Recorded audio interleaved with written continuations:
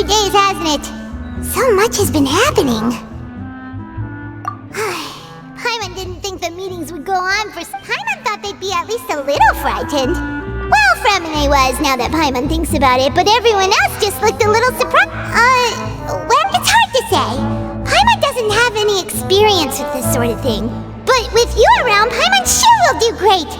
After all, you're the most reliable person in the world, aren't you? Did you just pour some tea? Paimon... Paimon's never seen that cup. Don't be frightened. I'm just joining you two for tea. I merely refrained from saying anything till now. Who's that? Have you forgotten me already? Wait, you are familiar. You're the voice we heard from the sky in Sumeru. The voice from the sky, I fear that description is wrong. Though, not completely. You're feeling lost now, just as you were feeling previously. Consider me a passerby, just accepting a commission from my friend's disciple on a whim. The prophecy. Yes, what has been prophesied will be fulfilled. You may view such things... What? Then is there any way we can stop it?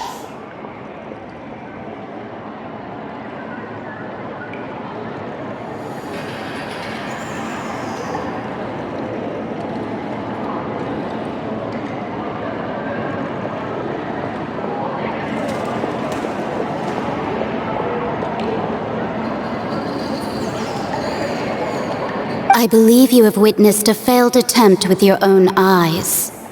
Can everything in Teyvat so easily be changed? So you've caught on. Just as prophecies are usually only the future as seen from the perspectives of the gods, could things be happening in hidden corners where the gods' gaze does not fall? Are the things that you shall see different from the fate that the gods perceive?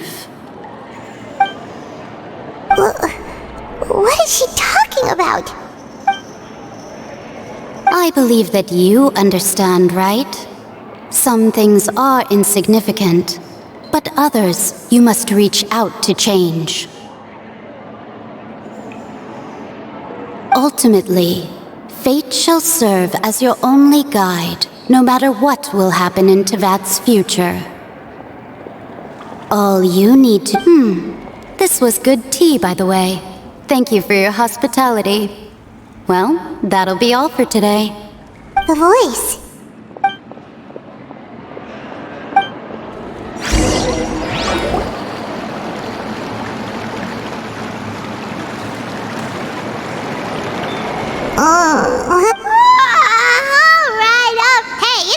Well, I see I've walked in on some lively banter.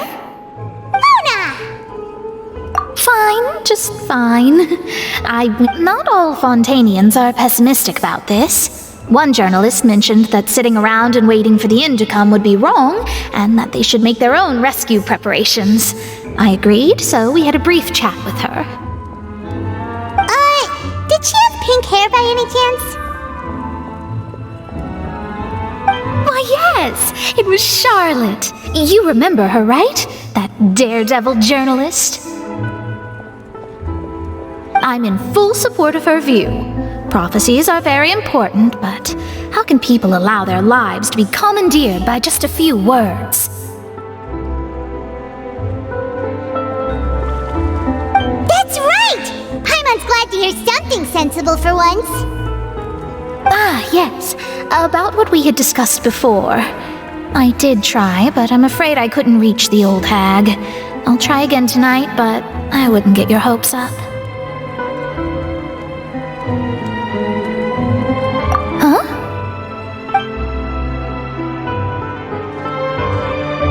Goodness gracious. Are you serious? She said that even the god's gaze has blind spots. Pretty bold if you ask Paimon. Most people would believe the gods to be all-knowing, right? The Hexen Circle members are certainly anything but ordinary. As for the mage named N, the old hag has mentioned her a few times. She said that N's sense of direction is incredible, and that she loves guiding those who are lost. But I've never met her, and if she were still alive, she'd be... well, suffice it to say that the hag's at least a few hundred now, and N's been around for longer than that. Whoa, the Hexen Circle sounds like a scary group. But they must really stay in shape to live so long. Their abilities alone are pretty terrifying. If she came to see you personally, then the problem you're facing must truly be of great importance. Well, it's not like Paimon could understand anything she said. Yes, she was quite cryptic, but I suspect she means that there is still a way to turn things around. Perhaps it is something that you cannot know right now.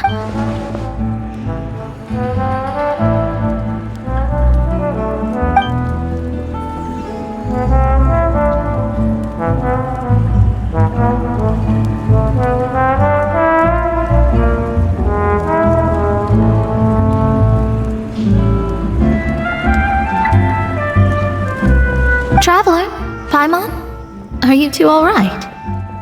Oh, we're fine. We're just a little down right now. I see. I feel that same sense of I guess you could consider me someone who has often witnessed fate. But even so, I still hope for and believe in miracles. Astrology is eternal and rational, but fate may not be. It is cruel, but it can also be beautiful. Perhaps that's what N was trying to tell you. Not to lose heart, and to believe that what you are seeing playing out before you is not yet set in stone. I did originally think of steering clear of all this, but I couldn't. Even if this is all futile, I still wish to help everyone. If we don't struggle to the last, then how can we face the end when it comes? Huh. You do have a point.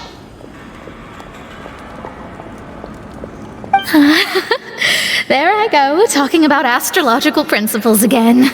Sorry about that. The moment I start talking about work-related stuff. I need to get going. It was worth trying to comfort you, even if only a little. I believe that you'll help those who are struggling in the same way I did. I suppose that might be why we always seem to meet by coincidence. Paimon feels kind of moved by what Mona said, but also kind of sad too. Hey, Traveler, Paimon suddenly feels like... Let's walk around the city, shall we? There's a few spots we always like to walk by.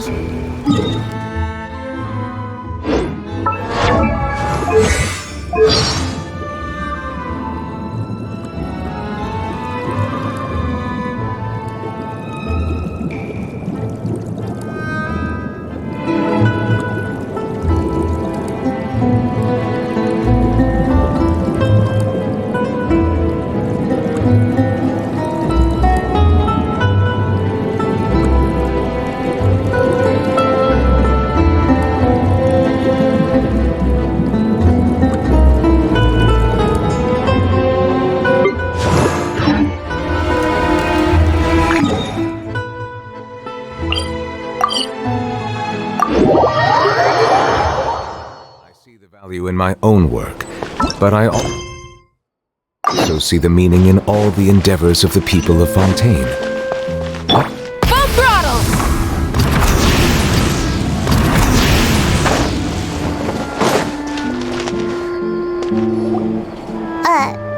Huh?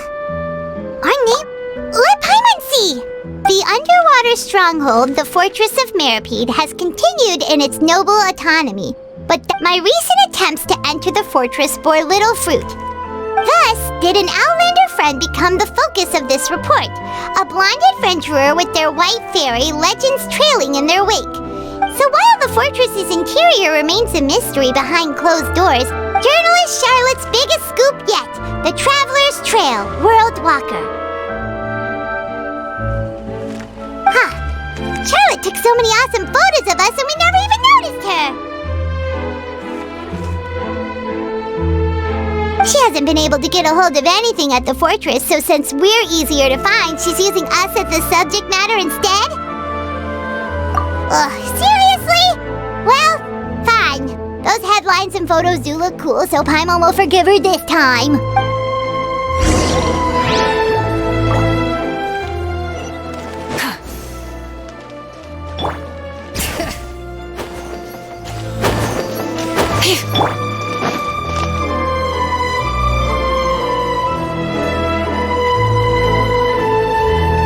We're here!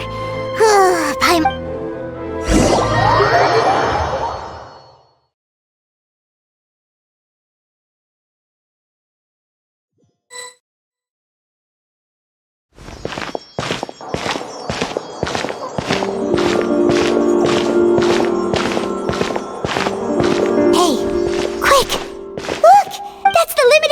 Only 16 slices a day cake!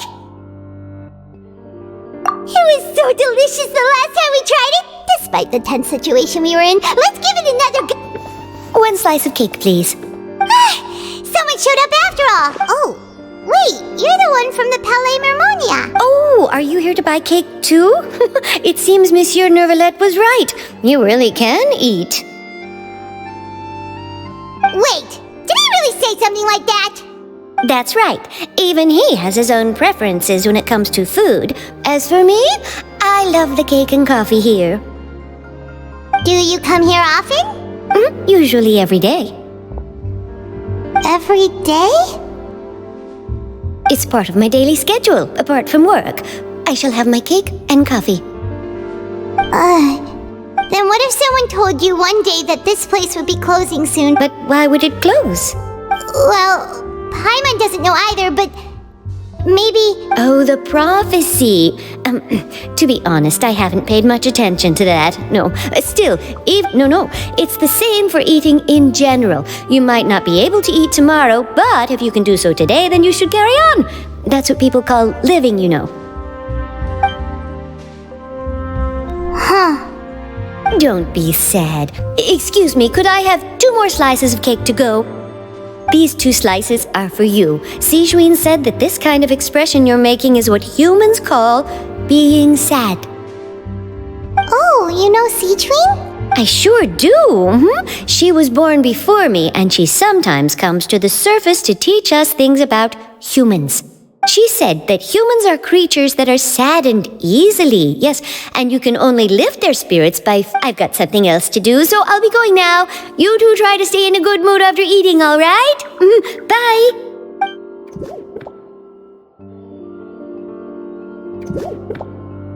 And there she goes. All right, let's dig in. Paimon's sure this cake will be delicious.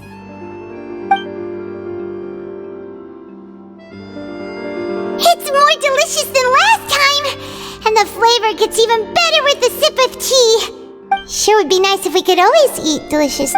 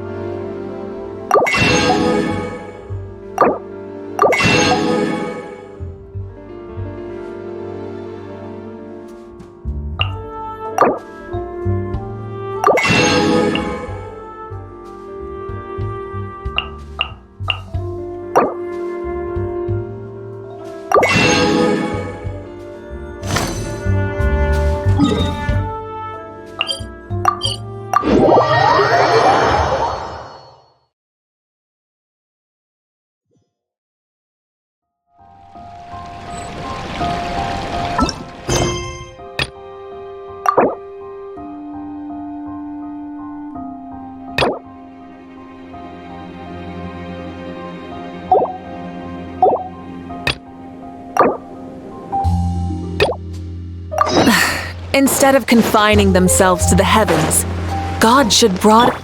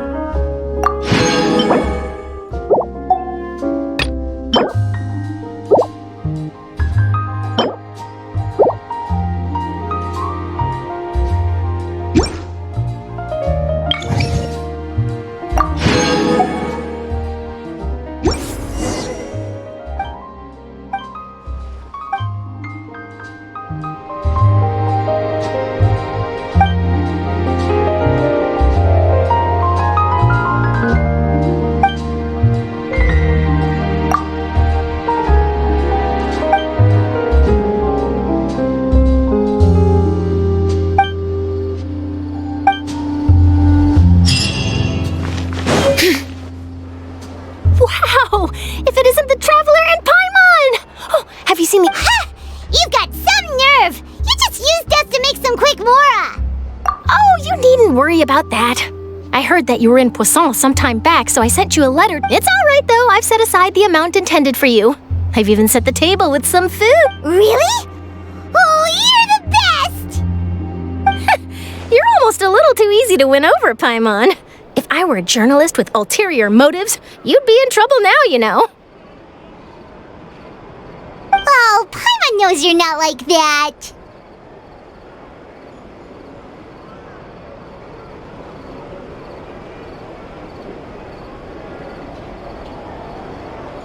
Still, what brings you here all of a sudden? Were you looking for me?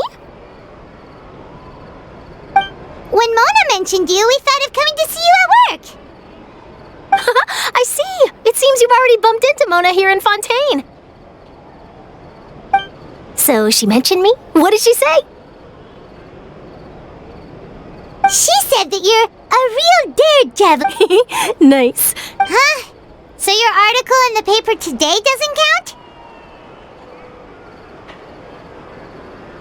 Oh, of course it doesn't. That was more like live photography. What I'd like... Yeah, are we even? Why not? If I say you're worth an interview... Oh, in that case, we'll just chat when you have the time then? Oh, so that's a yes? Ooh, splendid! I'll tell the editor-in-chief immediately. I'll have to apply for lighting, a venue, some props, and... Whew, so much to get done now. Talk to you later. Wait, Charlotte, Paimon's still got a question for you. And what's that? If, just for example, Fontaine were to... Huh. That's the prophecy you're talking about, isn't it? I mean, I do hear it. If you're seriously asking, then I might try and think of a way to leave Fontaine. Oh, but I'm still a journalist first and foremost. That means I have a duty to be reporting from the scene. And secondly, I wouldn't forsake my homeland that easily. From what I've seen, most people don't know what they'd do should the worst come to pass. In truth, it might be better just to behave like normal rather than worry over such an end. So in all likelihood, I'd probably still be prepping at the office for that interview of ours. I know what you're thinking. Just think about it. If this nation really were to be suddenly destroyed tomorrow, but I still successfully finish an exclusive interview with a truly unique person, and then do you know what I'd do? Well, I'd write that story, send it for printing, and use messenger. I'm not a dreamer, nor am I a workaholic, but I do love my job, and I'd be proud of leaving such an article behind. I guess you could say that I was born to be a journalist. But anyway, that's my answer. And on that note, I'll get back to my preparations. That's so nice. All of a sudden, Paimon actually kinda envies her. Anyway, let's go and take a look at the sea, shall we?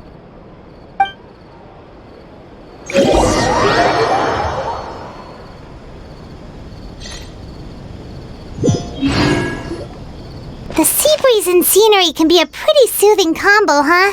Paimon's been thinking. If it wasn't Fontaine, but all of Tevat that would be destroyed tomorrow.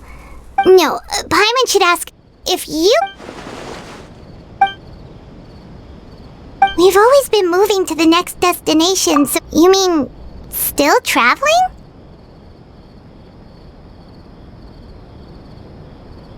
Huh.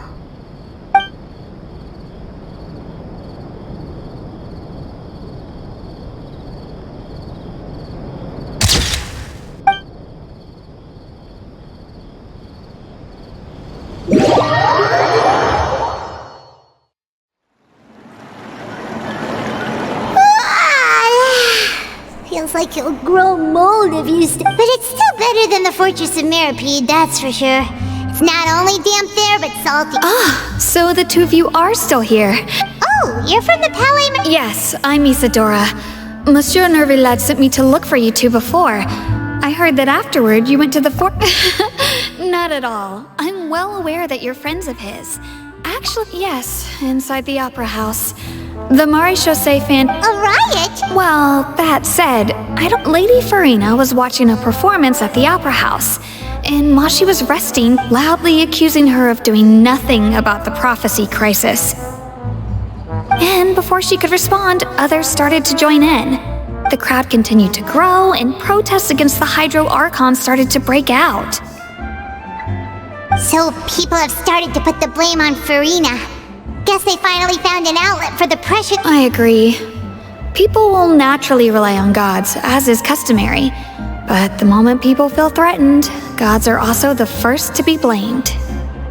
So what happened after that is for... Seeing that the situation was spiraling out of control and that further argument was pointless, the Maréchaussée Phantom had their hands full maintaining order and did not catch where Lady Farina had gone. Only when things had So, you mean she's... That's right. The Maréchaussée has dispatched many people to... That said, I don't think there's much to worry about. She is a god, after all. Even if she were to fall into the hands of riot... Good. Monsieur Nervillet sent me to... Don't worry, this is more than enough to... Is that so? Well, all right. Well, sounds like we should hurry over to Poisson then. If we know Farina, she won't try to fix things in this situation. And, as we also know, she may be loud and dramatic, but she doesn't have a heart of stone. When Nervillet was talking to her in the Palais Mermonia, and she heard about Poisson, she couldn't hide her sadness and remorse. It would be hard for her to ignore being accused by the public today. Paimon thinks Farina's probably taken the opportunity to slip away to Poisson and try to relieve the... Well, what do you think? Paimon knows the answer, of course, but Paimon can do the analysis to back it up, too. Cool, huh? In that case, there's not a moment to lose. Poisson, here we come!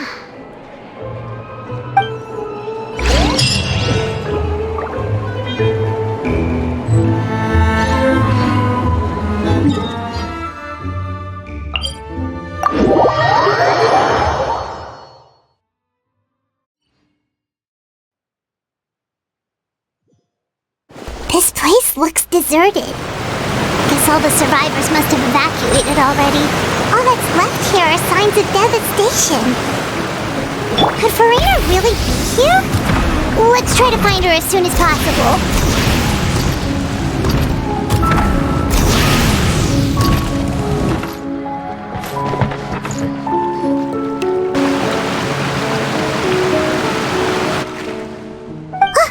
That's Farina, right over there.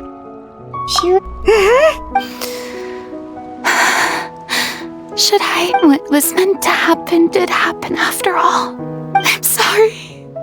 I am so sorry.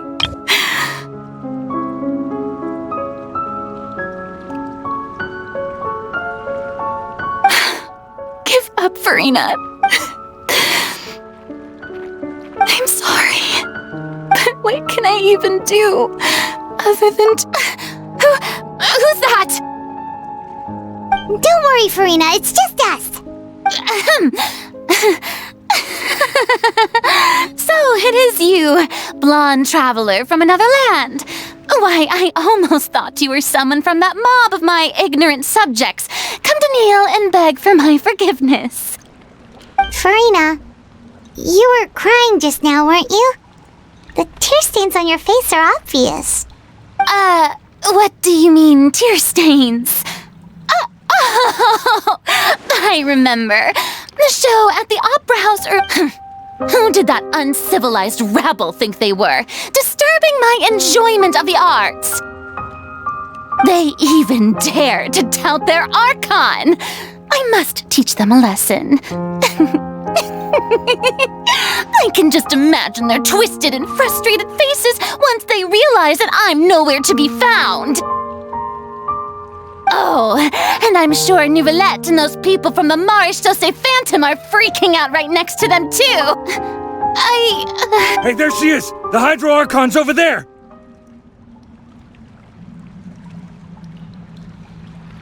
Quick, after her! Farina, those people seem to be after you. They are? They're just... that's against the rules. I can't... Farina just ran off. Quick, we have to catch up with her.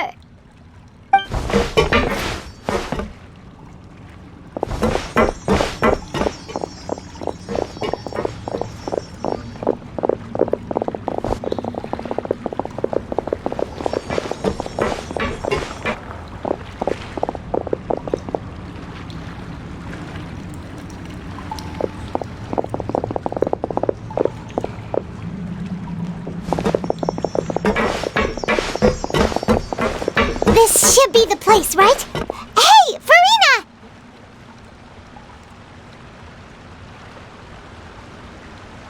There's a good hiding spot over here. Quick, come... What? Hurry, they're almost here! Fine. I suppose haste is warranted. Lead the way.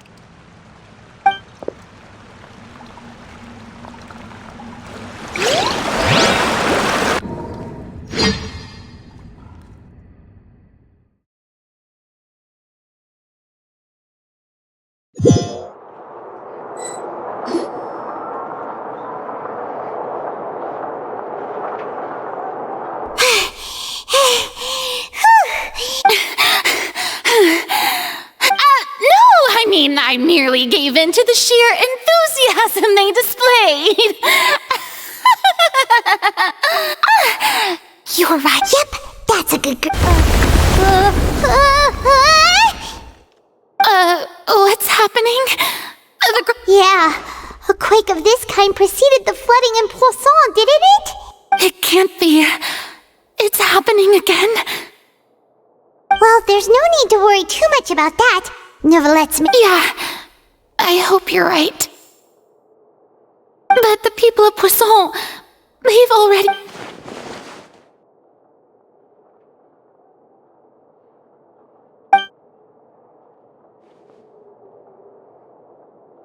It's true. I've been investigating the prophecy for hundreds of years.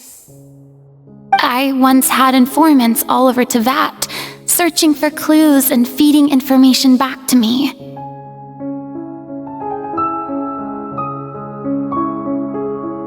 I've tried all kinds of ways, too, to hold back the sea. Anything to keep the coastline from advancing. But all my efforts proved to be futile in the we cannot make an enemy of the divine. No matter what we do, the will of the heavenly principles will have its way, and the prophecy shall be fulfilled. Give up. I do love the sound of that phrase. Indeed, I've thought about giving up so many times. Fate is really unreasonable, isn't it? It has no, but just now, it all became clear to me. As long as the final moment hasn't come, don't worry. I will keep hope alive for everyone until the very end.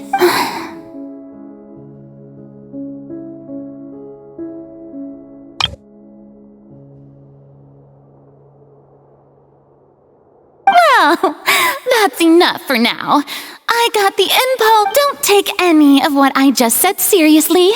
How could I possibly let Fontaine fall to the whims of trivial prophecy? Come on! Paimon could have sworn you were actually being honest just...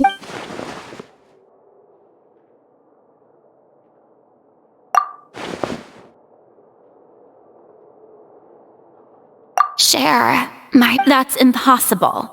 It was fated right from the start that this would be my... A witness.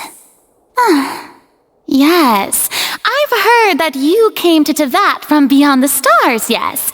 In other words, you never... And if Tevat is, in its entirety, a show on a stage, then you're just a spectator, aren't you? if...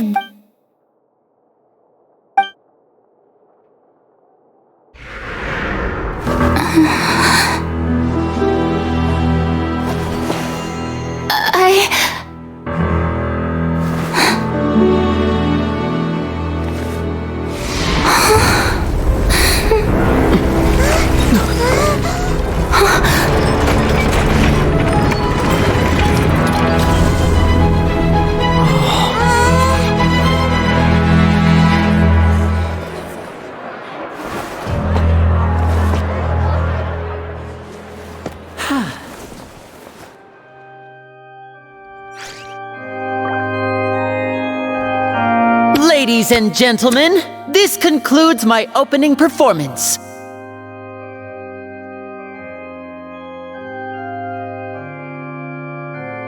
Now, without further ado, we may proceed to the trial of our God. So, this is what it is.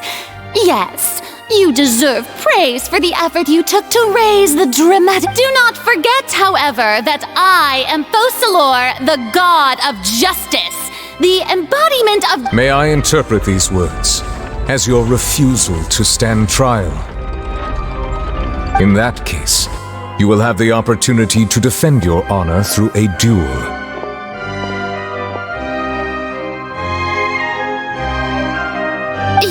You would draw your blade against a god?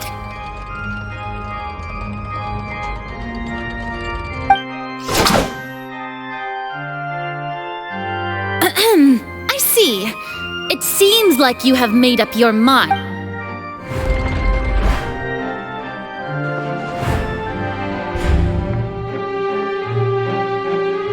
Paimon can't believe it. What the heck is going on? Did I just see an... Wow, how utterly humiliating. Lady Farina, what is the meaning of this? Shh! It would seem that there has been a misunderstanding. Looking for excuses again? I raised my hands just now to indicate my I will admit that I'm sorry, everyone. I was unable to protect the people of Poisson. It is my duty to stand trial for my crimes. You are not the only ones to be disappointed in me. But now, it is time for the Hydro Archon to show you her courage and resolve. I, Farina, will use this trial to show the world the true meaning of justice. This time, I will protect you.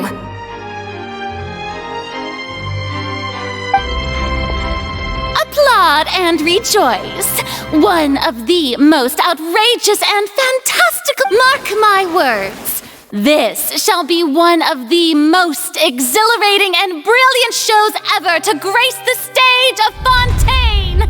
Woohoo! Oh, now we're making history! Why does it feel like Farina just took over the whole thing? Like, come on! Didn't she just get forced to stand trial for her crimes? Also, even though she's still acting super dramatic, she is taking this seriously All right, then. Who will be my opponent in this? The court asks the prosecutor to please take the stand. Is that so? Very well. Then please speak, witness of Tivat, my accuser and fated opponent.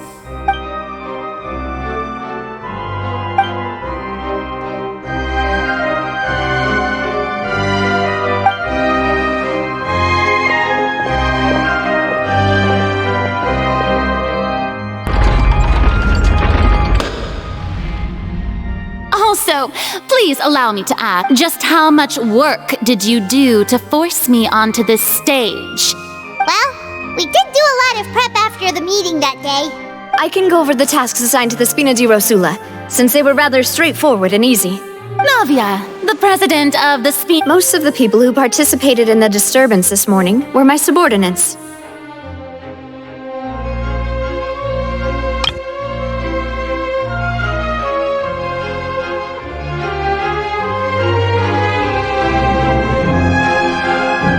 They changed into plain clothes and came to the opera house as regular. The people's resentment against their Archon has been building as more and more of the prophecy is fulfilled. A spark was all we needed to turn smoldering anger into a flame. Moreover, according to our understanding and analysis of you, when something like that occurred, you would likely flee the scene and head to Poisson by yourself. So, we arranged for a second group to lie in wait there.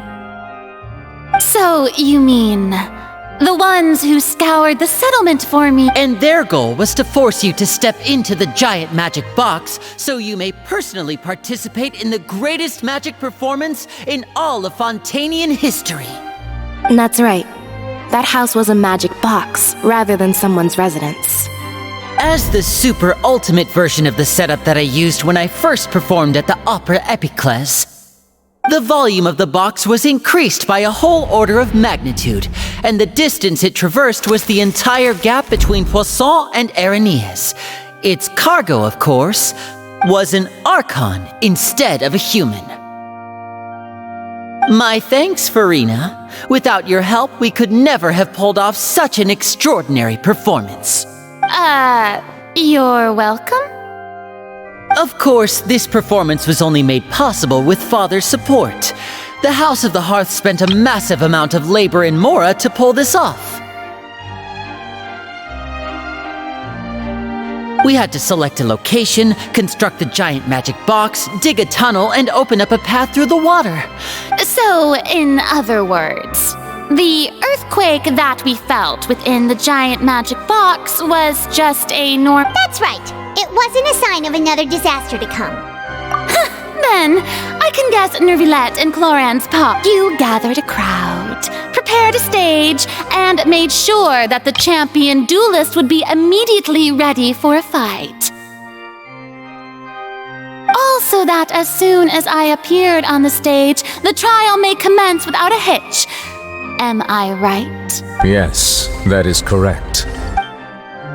Well, Clorand, I must commend you for your courage. Only the most outstanding champion duelist in all of Fontaine would accept a duel with an Archon without flinching. Thank you.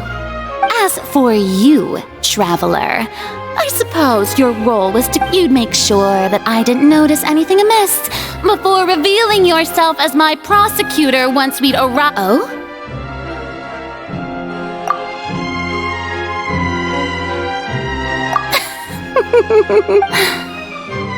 It's fine.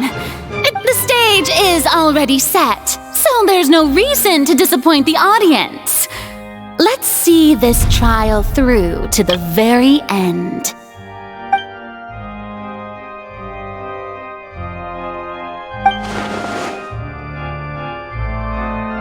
Sir Prosecutor, please allow me to pass. This is a document that Miss Charlotte applied for and received permission. Huh? Charlotte wanted to give us something? Oh, so she's here. Oh, let Paimon see. Oh, wait. Then that means So in other words, we can refer to this. Let's quickly confirm the information in it. Just think of it as a refresher, all right?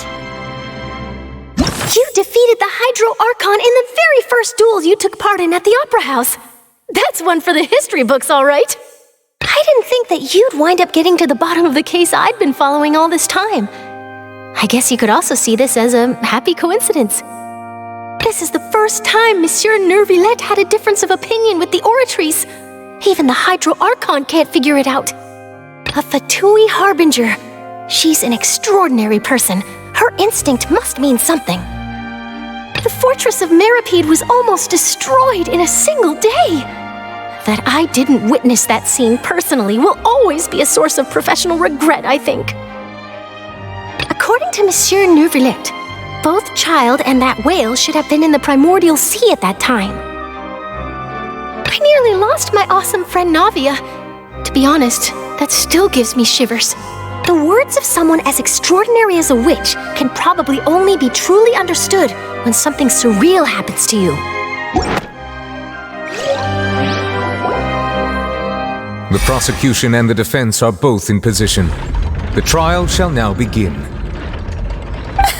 Oh, come on, and just fast forward forward to the part where the prosecution lays out my offenses. Of course, it is only natural for humans to struggle to understand the actions of a god. That's true, but my charge here is unrelated to your conduct as an Archon. Instead, I would like to charge you as a fraud who's never been the Archon in the first place. Wait, what was that? Lady Farina's a fraud? Hey, I came here thinking that we were going to try the Hydro Archon for forsaking her duty, but... Charge accepted. Lady Farina, do you plead guilty to the charge? Lady Farina. I plead not guilty.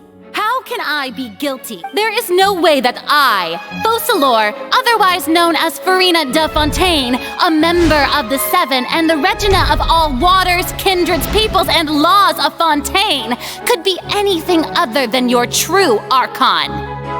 Yeah, even though Lady Farina can be rather eccentric, Yeah, I've never questioned her identity either. Sure, Lady Farina can be super irresponsible. I have cause to believe that common sense will prevail in this case. Many of the members of the audience have known me as the Hydro Archon ever since they were born. See?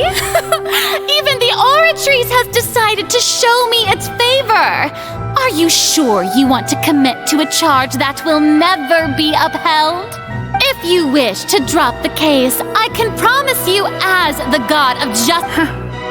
An argument with near impossible odds, huh? You have to not only refute Farina's claims, but also overturn the long-held beliefs of the people. Well, I tried to give you. And if I was not the Archon, then how did I manage to live for over 500 years?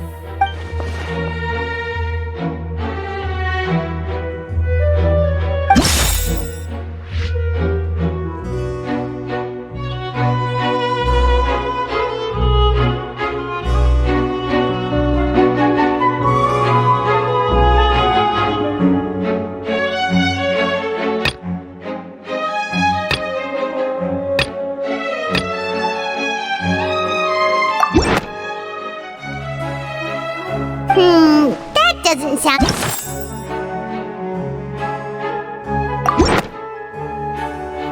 First of all, you may be a member of another long-lived race, which would allow you to naturally possess an extended lifespan. And second of all, even if that wasn't the case, there could be other ways to Who gave you that idea? Was it the knave? You'd sink so low as to use a harbinger's words against me. A curse? I once thought it possible that the aura of an Archon might naturally resemble a type of curse. But in light of this claim, perhaps what I sensed was not your divinity, but a curse after all. Neverlet sensed it too, huh? Lady Farina is actually a human?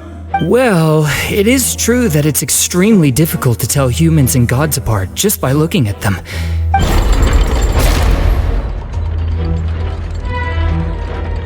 Well, don't start celebrating too early now. Even if I have been carrying a curse like you said. Besides, everyone knows that the main difference between a human and a god, for centuries, manifestations of my one need only to turn their eyes towards the Oratrice Mécanique d'Analyse Cardinal in this very opera house, or consider the endemnitium that is used in every aspect of life.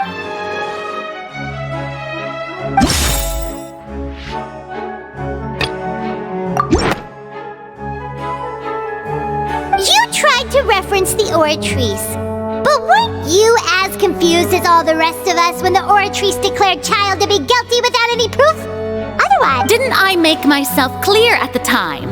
The decisions of the gods are naturally difficult for humans to comprehend. Lady Farina, I believe a reminder of your current circumstances is in order. While the court is in session, the principles of justice and the law must come before all else.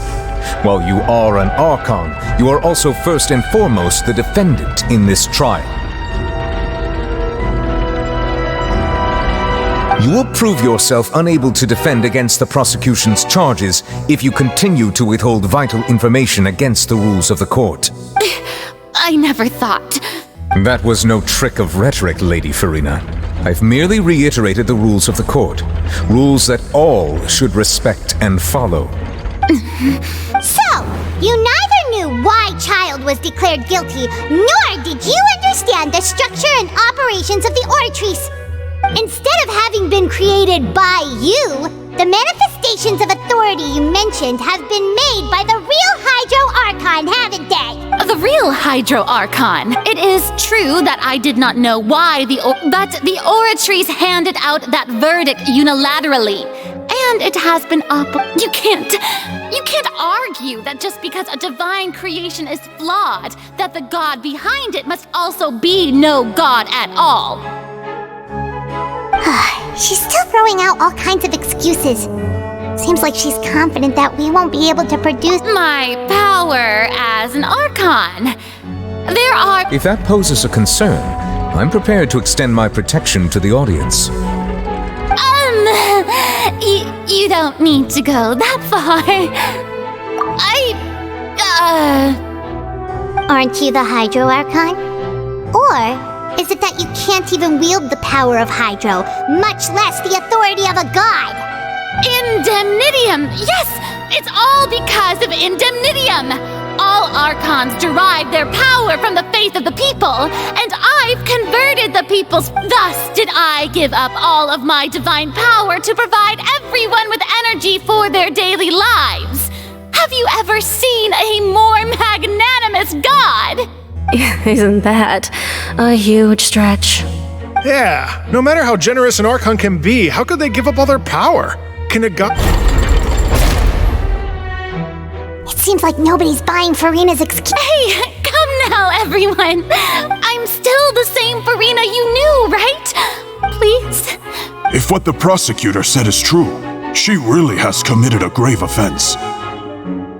Did she deceive all of us? And all of our parents and grandparents too? And then all of our ancestors? Enough! That's enough. Tell me then, if I'm not the real Hydro Archon, then who is? If you have no evidence of another Hydro Archon's existence, nor can you find Wow, she came up with yet another argument. How can we refute her now?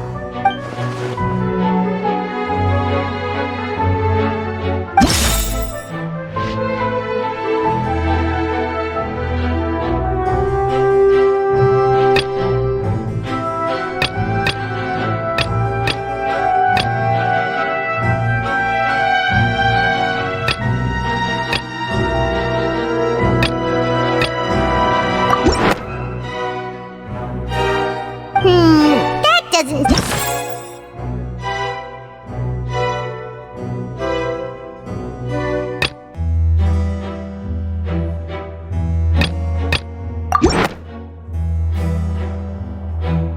It has been established that all Fontanians can dissolve in water. Since you insist on claiming to be a god and not a human, then there's a method that you can use right here. Miss Navia, please apply to serve as a temporary attorney for the prosecution before addressing the court. Super sorry, Miss. Now, I've brought some seawater from Poisson. As everyone knows, a massive flood struck the area not long ago, taking many lives, including those of some of my closest friends. So, Miss Farina, would you dare to touch some of this seawater? If we are to believe that you are indeed the real Hydro Archon, touching the seawater would have no effect on you. All it should do is strengthen your case. But if you don't dare to touch it, then we would have basically proved the reverse. Oh, and I must remind you that after the disaster at Poisson, nobody wants to see any more people dissolve. I do hope you'll act prudently and choose the simpler path of admitting guilt. Navia from the Spina di Rosula. The Spina has governed Poisson for many years. If Lady Farina is indeed just a human, she's probably Fontanian like all the rest of us. Would she really dare to try?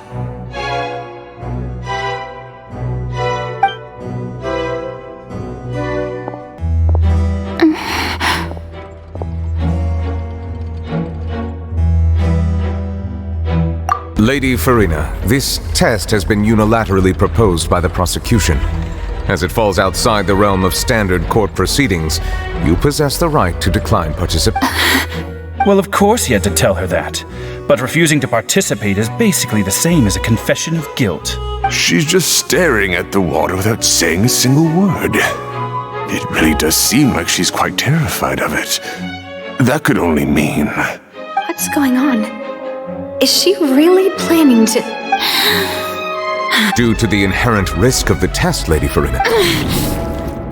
What? Hey!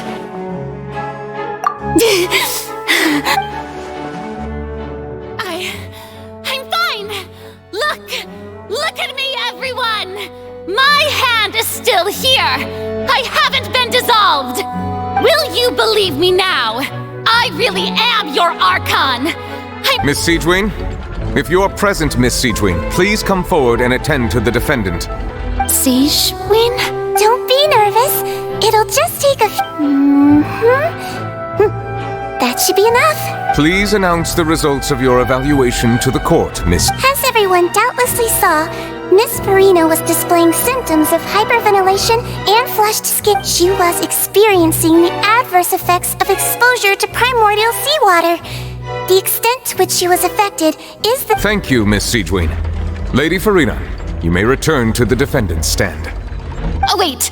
What did she just say? I didn't get dissolved. Shouldn't that... Well, considering your tendency to run from your problems, we did originally prepare a direct sample. However, after extensive discussion, we exchanged it for a sample that is not concentrated enough to dissolve an actual human.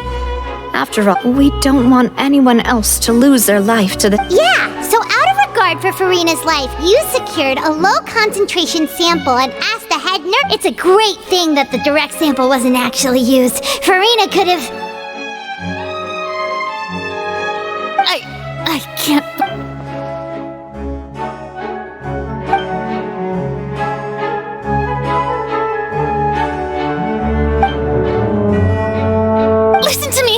Listen to me, everyone! Think about it! How can you conclusively... Also, if I was really...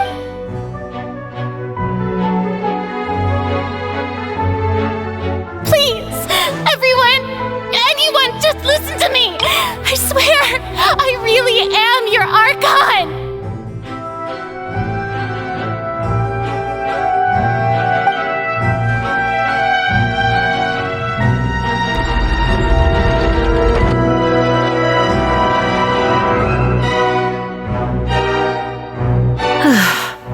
I don't think anything she says at this point will sway anyone.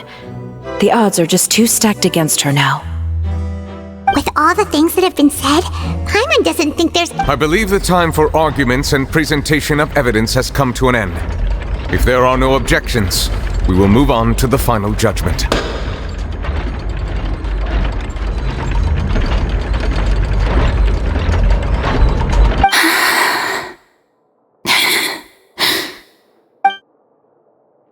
I don't think anything she says at this point will sway her. She's too stacked against her now.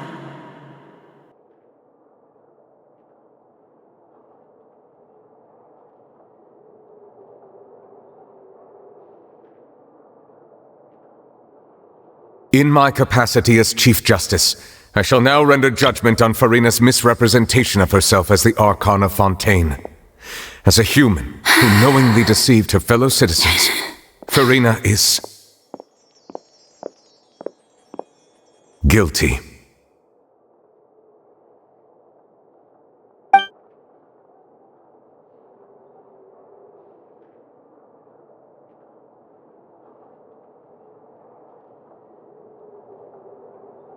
We shall now turn to the Oratrice...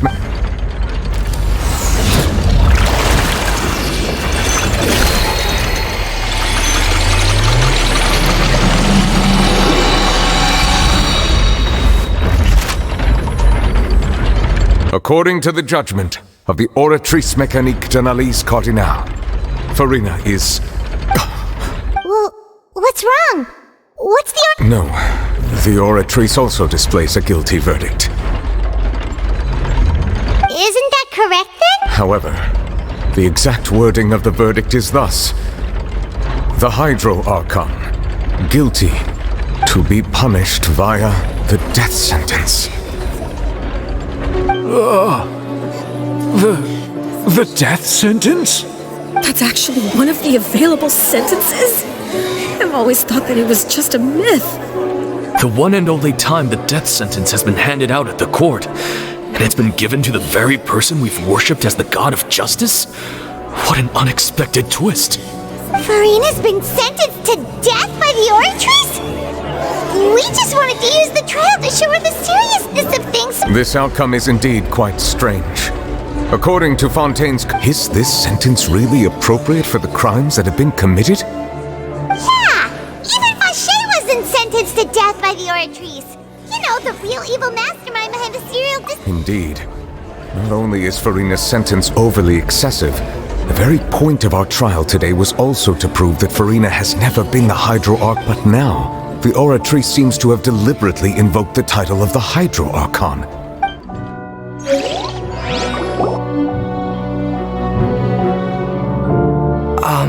Excuse me, if I may interrupt. Is the trial... Fremine! You finally made it! Mm-hmm. Any mission Father assigns to me will always be top priority. Is that the first prophecy slate?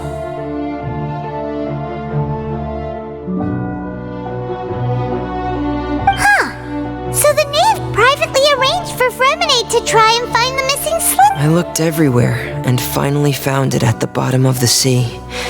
It took me a long time to get around some dangerous stretches, but has the trial already concluded?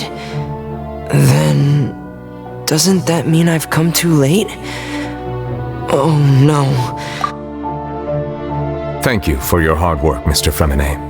Please allow me to review the record left on the slate. Traveler, I believe that you have already seen the other... Huh? So what do you see?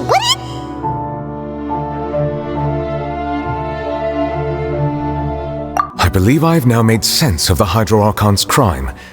It has to do with Fontaine's lost history. Huh? Isn't the Hydro Archon just guilty of deceiving her people? So when you say Hydro Archon, do you mean the real Hydro Archon? In truth, everything that you've encountered in Fontaine up until this point can be traced back to the contents of these stone slates.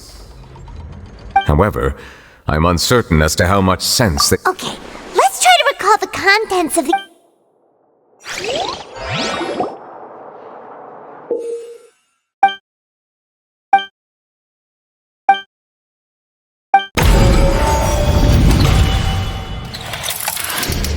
The first stone slate describes what you just said. It seems to show the previous Hydro Arch. Does that mean that Fontainians are transformed Oceanids? Oh, Paimon wasn't expecting that.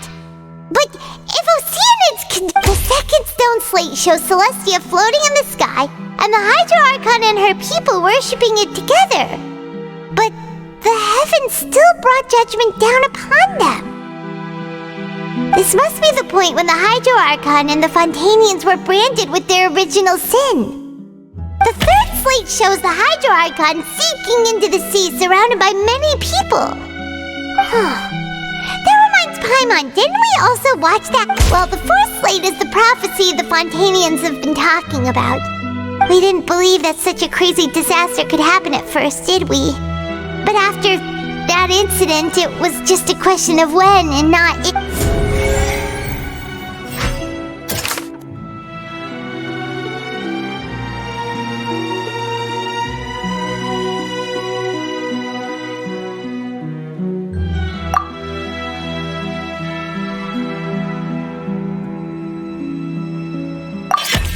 We know from the case of the serial disappearances of young women that Fontanians can be dissolved in primordial seawater, and the first stone slate tells us that long ago, the Hydro Archon used her power to turn Oceanids into... This might be the reason that Fontanians can dissolve.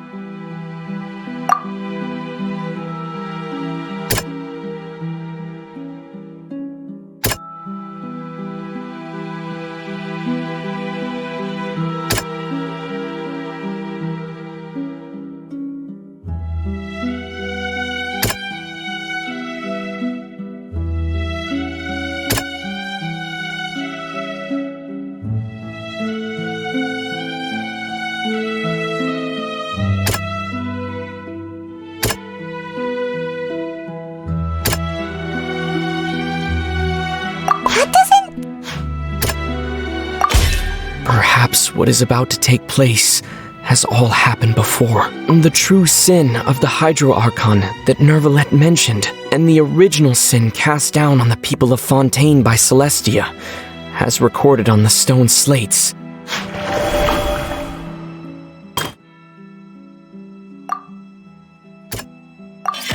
It's not as simple as falling. When Navia fell into the sea, her consciousness was subjected to judgment.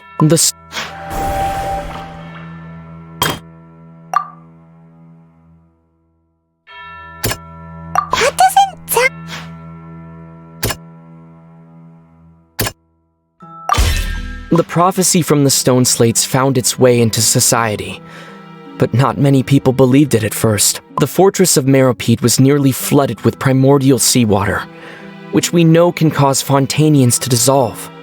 If we hadn't dealt with it in time, things could have gone very badly.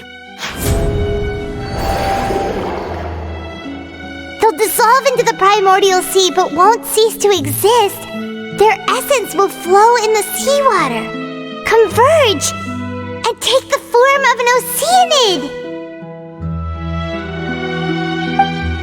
The Hydro Archon was sentenced to death in court, shocking everyone present. Perhaps this means that her sin was actually Fontaine's original sin. Navia fell into the water inside those ruins, and she nearly dissolved. She was surrounded by the people of Poisson in a court within her consciousness. The eruption of the primordial sea at the fortress of Meropide was the surest sign that the prophecy was about to come to pass no matter what. The stone slate's contents can all be verified by recent events. If we combine what we know together, loads of truths should come to light.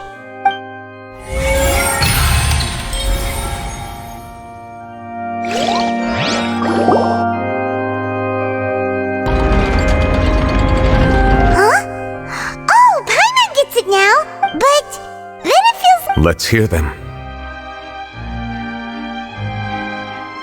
Incredible! Linny, did you hear that? We're not real humans. All Fontanians were originally created by the late previous Hydro Archon. With the evidence for that can be found in how only Fontanians could dissolve in primordial seawater. And how all the girls Vacher dissolved were also turned into Oceanids. Oh, and according to Navia, when she was about to get dissolved, she also saw everyone gathered around for a trial. All of them in the shape of Oceanids. Indeed. Yeah, and it follows from the content of the first slate that she probably angered Celestia by creating humans without prior permission.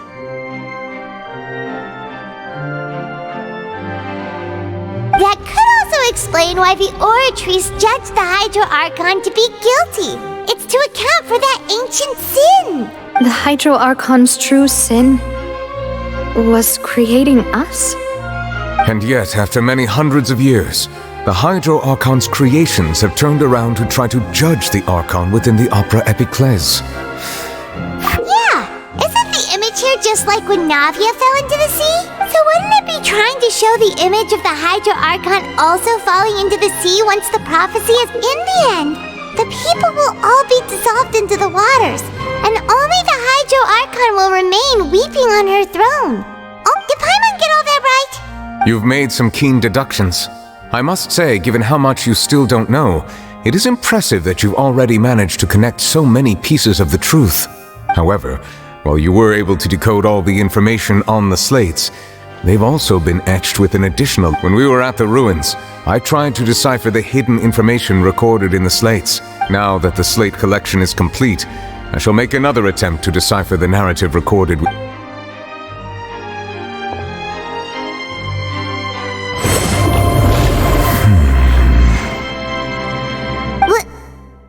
I believe I should share this truth not only with you, but with all the people of Fontaine as well. I will try to briefly summarize it for you. Your hypotheses regarding the origin of Fontainians and the sin of the Hydro Archon were both correct. In the Fontaine of old, the previous Hydro Archon sensed the yearning of her Oceanid familiars for life on land.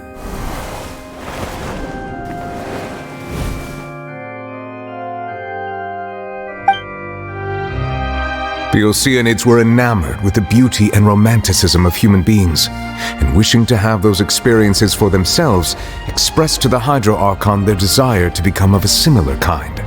However, even though water as an element is intricately linked with the power of life, the Hydro Archon, as one of the seven, did not possess the authority to create a new form of human life. Not one to give in, she eventually found a way to create permanent humanoid bodies for her familiars by appropriating the power of this planet's primordial sea.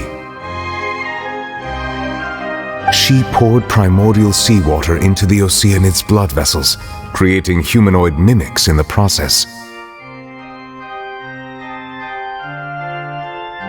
But if Fontainians were to ever come into direct contact with water from the primordial sea, the power within their bodies would escape these artificial restraints and return to the sea. As a result, their forms would collapse, and they would be reverted to their original forms as Oceanids.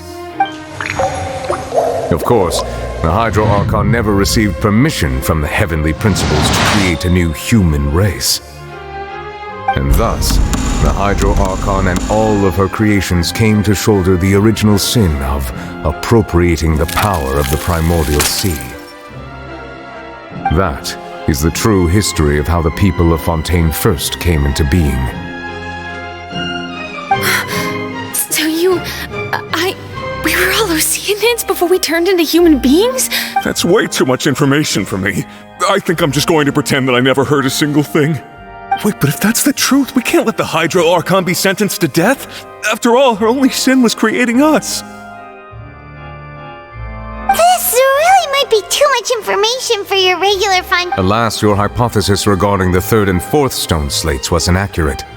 The slates respected a key point of the visual on the third slate is how all the individuals depicted in the water, they have not been dissolved, which implies that the water depicted in this slate is the nation of Fontaine is the nation of Hydro, as well as the nation of... You may also recall Navia's experience. When she fell into this... Therefore, the meaning of that the people of Fontaine shall try the Hydro Archon at the court of justice.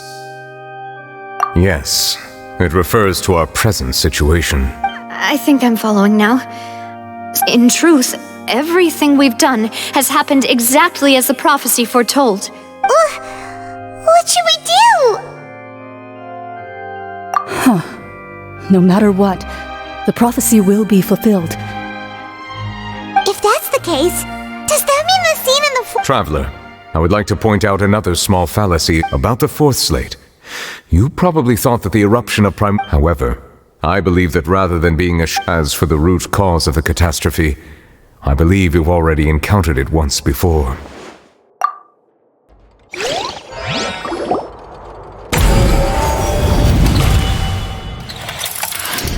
This eruption was just a small warning of the things to come.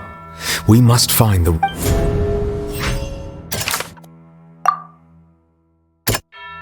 That doesn't sound... It was both dream and reality. If we're talking about a true culprit, that could only be that thing inside the primordial sea, right? The truth, the original sin, the trial, and the root cause of the disaster.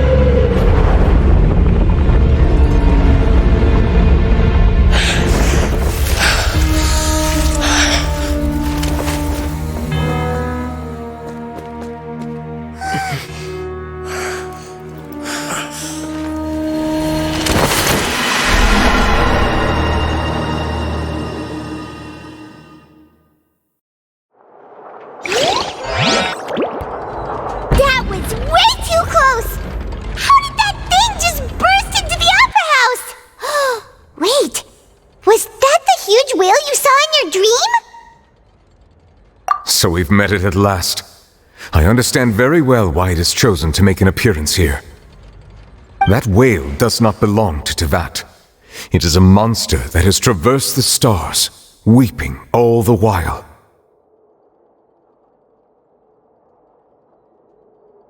It has been greedily consuming the energy from the planet's primordial sea, using it to grow. That is the main cause for the rising sea levels. And once it has finished consuming all of the energy contained within the sea, its next step will be...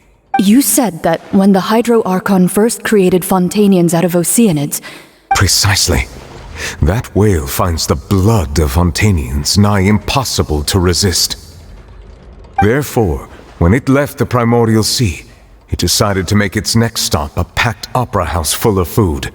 Food in the form of Fontanians. We just barely managed to push it back, right?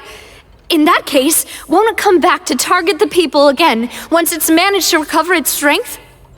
That is correct. Indeed, it is more accurate to say that we should thank that Harbinger for buying us some time. Without him, the whale would have likely come onto land far sooner. From the way he looked, he must have been fighting the creature for quite a long time. That battle maniac! We've always known that he had a special connection with that whale, but we definitely didn't expect it to help us out like this! Anyway, now that we know that this whale is the actual cause of the disaster It is too late. It had already absorbed too much of the primordial sea's energy before we could notice it. At this point, it has become practically integrated with the sea. Even if the entirety of Tevat were to be destroyed, it could still survive and swim off towards some other world. That's not something I will We've already done everything we can, and we even found the true culprit. We've come so far. You can't just tell me that the last hurdle is some impossible foe. Indeed, that's not how a grand performance should end. I'll fight it to the end, no matter what. So the prophecy will be fulfilled no matter what, huh?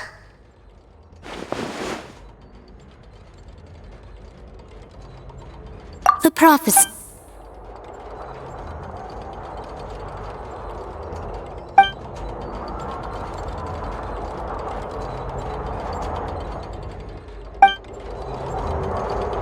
Just as prophecies are usually only the future as seen from the perspectives of the gods, ultimately, fate shall serve as your only guide, no matter what will happen in Tevat's future.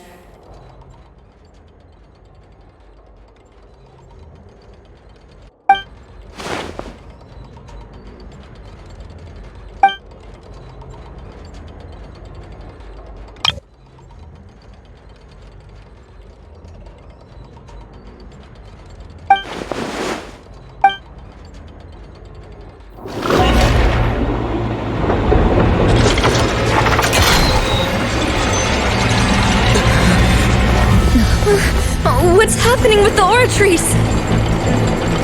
I believe it is preparing to carry out the death sentence.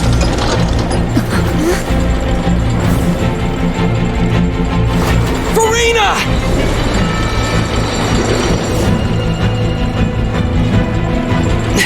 No, I still need answers.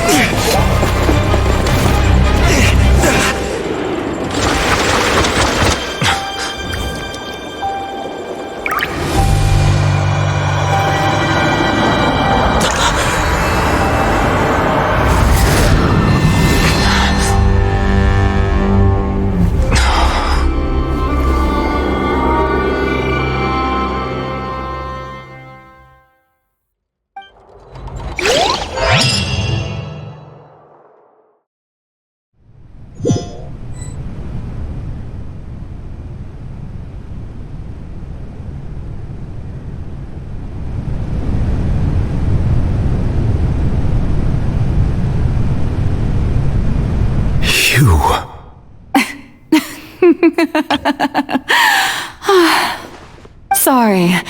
That shocked expression on your face is just too amusing. I couldn't help myself. You are not Farina. Who are you? The sweet sound of bewilderment.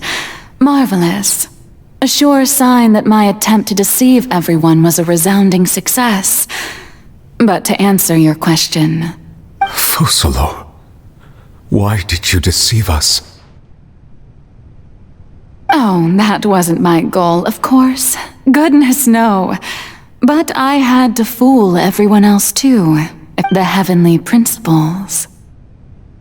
Deceiving the heavenly principles?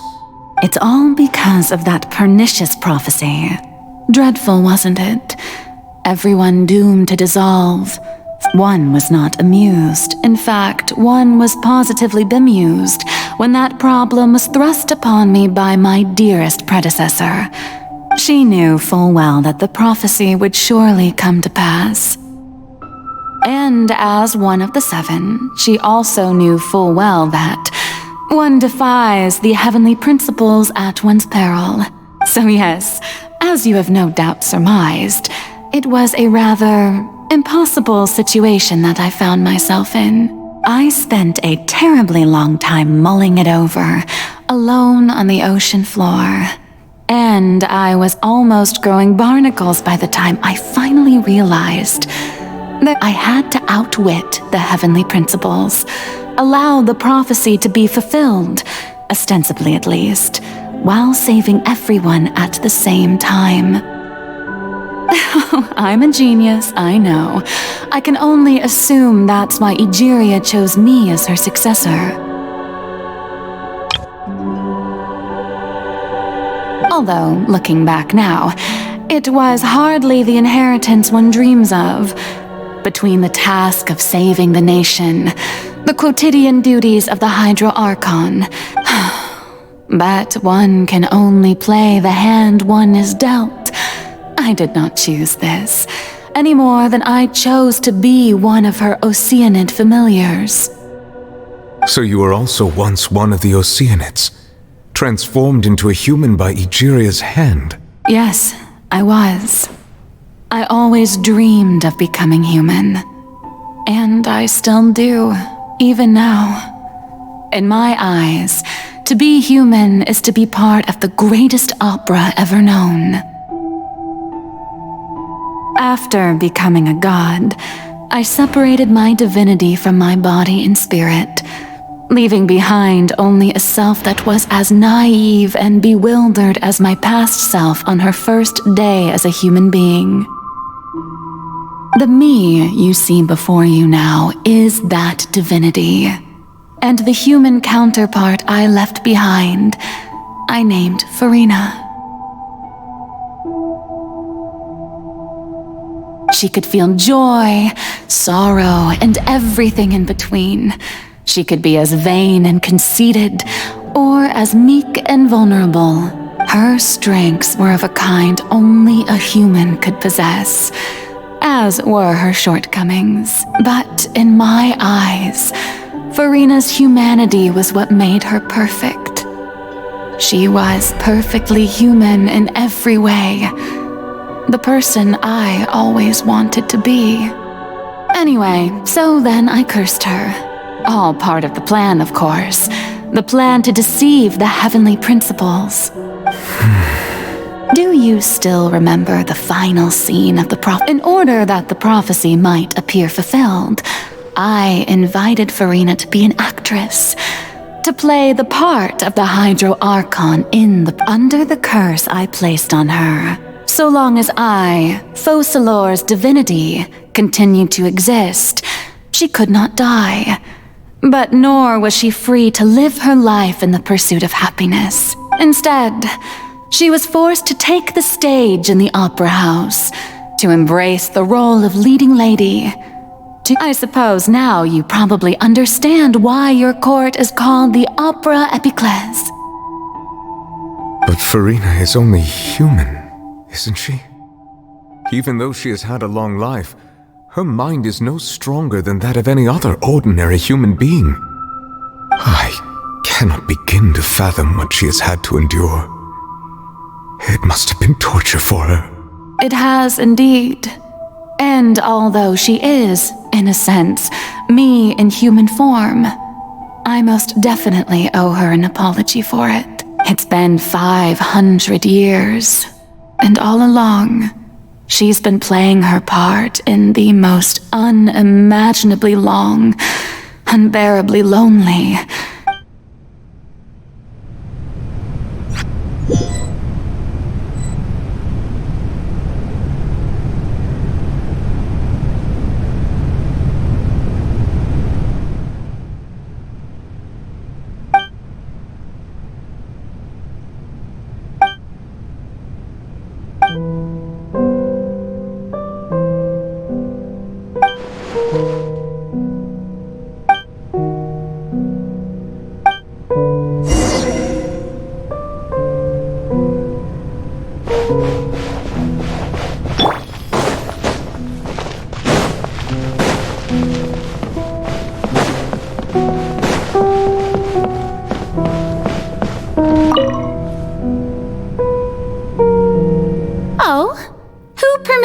to come onto the stage. Now, I understand you. All right. It is not my intent to reprimand you.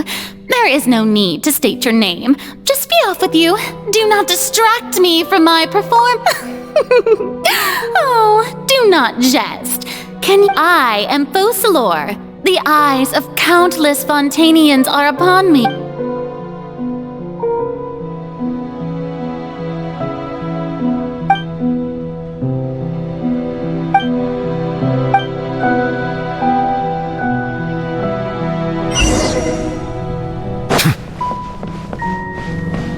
Dear audience, the performance is experiencing a technical difficulty, but worry not.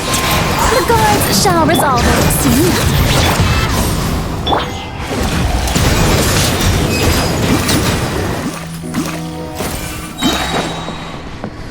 Hey, what gives? The audience is still watching me, you know. Guards? Wait, where are the guards? Guards! Burn it down! Settle down! Justice is blindsided. Let the mighty be humble.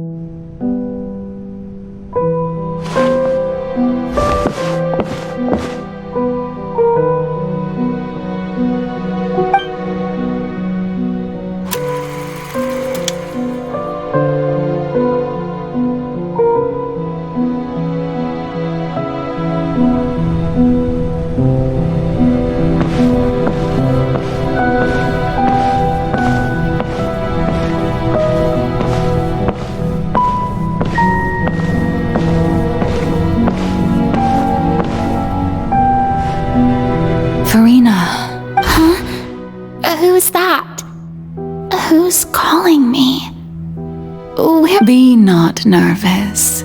Be not afraid. I am before you.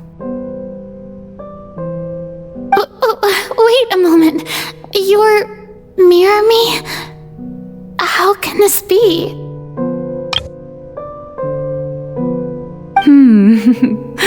Mirror you, huh? You know what? That's not bad. Let's go with that. Mirror me? What do you wish to say? The prophecy. What prophecy? Wait. I know. The people will all be dissolved into the waters, and only the Hydro Archon will remain, weeping on her throne. Only then will the sins of the people of Fontaine... Oh, very good. You know it well. What's going on? I can't seem to remember... Yes, it will. And that is why I've come to you. But doesn't that mean everyone will die? I'm a Fontainian just like... Oh, don't worry. Magical meetings, I will tell you how to save everyone, but... Oh, so there's... As for the suffering, but if the prophecy will come true, if there were scales, with all the people of Fontaine on one side, and my pain on the other, is it not obvious where... You truly are the perfect human, my ideal.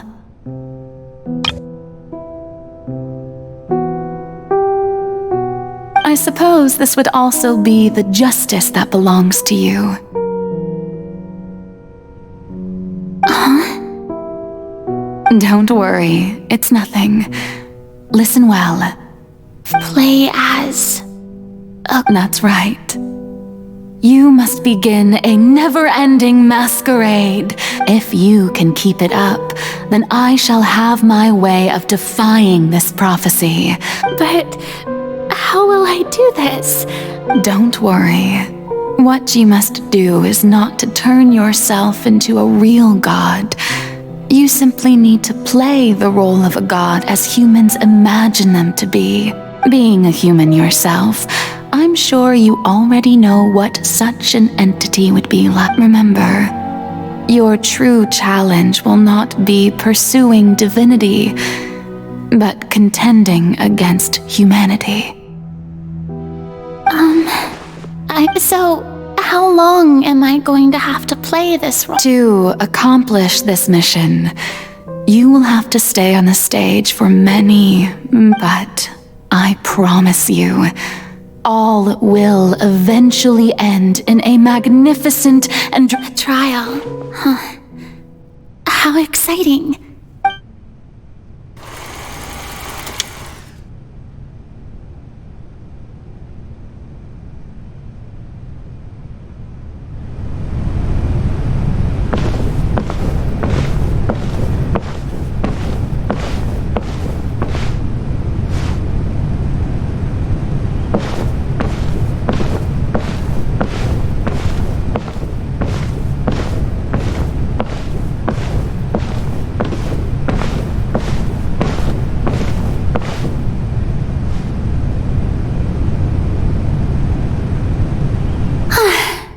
The Maison Cardinalise has announced my accession, but this is my first time facing the people.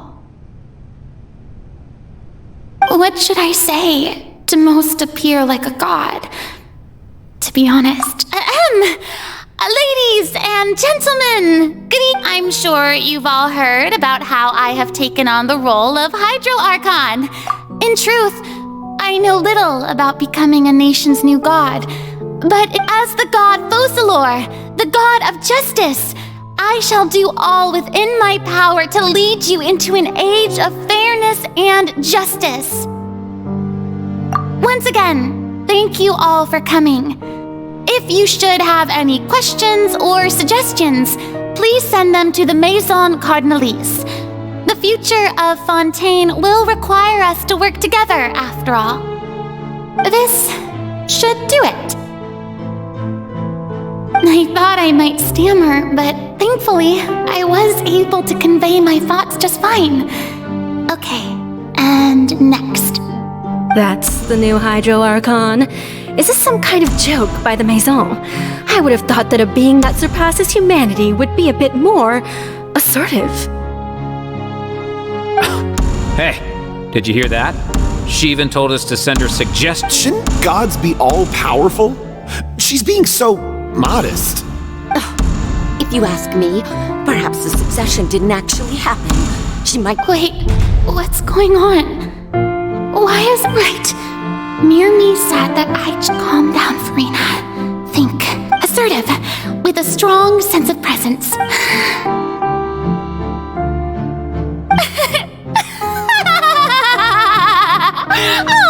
Oh, very good, my people. Only ones such as you are deserving of my rule. Now, I was wondering if some weak puppet were to one day come onto the stage. Well, it seems that you would all see right through them. Having passed my test, you are qualified to witness wondrous trials alongside my august self. You may consider my previous act a door gift of sorts. I thought it was a debut that suited the atmosphere. Now then, let us be reintroduced. So that was just a performance. How could I have forgotten that we were in Her personality. It's quite shocking, to be honest, but I suppose it's a better look than before. Such a fascinating and bold deity. How wonderful! Our future may yet be bright after all. It seems I've turned them around. Best follow this flow and restart my accessions. My dear people, whether you acknowledge me or not, whether you trust me or nay, I say to you, we have heard it said that this nation's sins can no longer be washed away. Well, I say that justice is most fragrant when it blooms amid sin. The scales of justice should not weigh heavy in the hands of its God. On one side, it must carry fairness and justice. And on the other, praise and applause. May law be the prayer on our lips. May judgment be our worship. Let us light the fires and drink to the future of Fontaine! No, this won't work. They'll suspect me again. I must play the role that they want. There is no trouble in this world that justice cannot solve. All that is needed is for you, my people, to believe in it. So long as I, the Archon Focalor, stand within the Opera Epiclese, so long as I stand before the Oratrice, I shall even judge the gods of this world! Yes! Oh, yeah!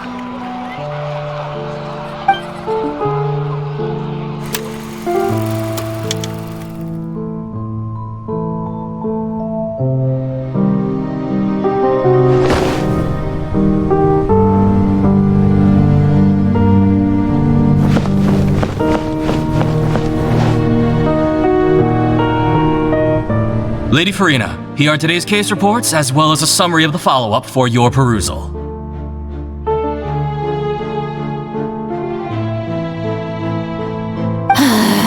Come now, was I not just at the Opera House in person? Leave these kinds of things to Neuvillette. Besides, none of these trials were the one that I'm looking forward to the most. If I may be so impertinent, what kind of trial are you truly looking forward to?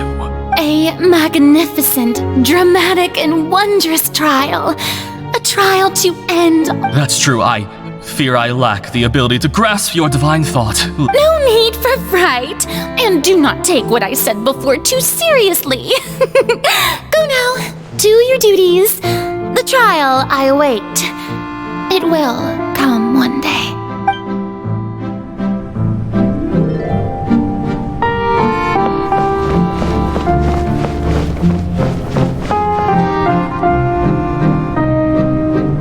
Farina. I don't know what to say. Thank you for agreeing to see me.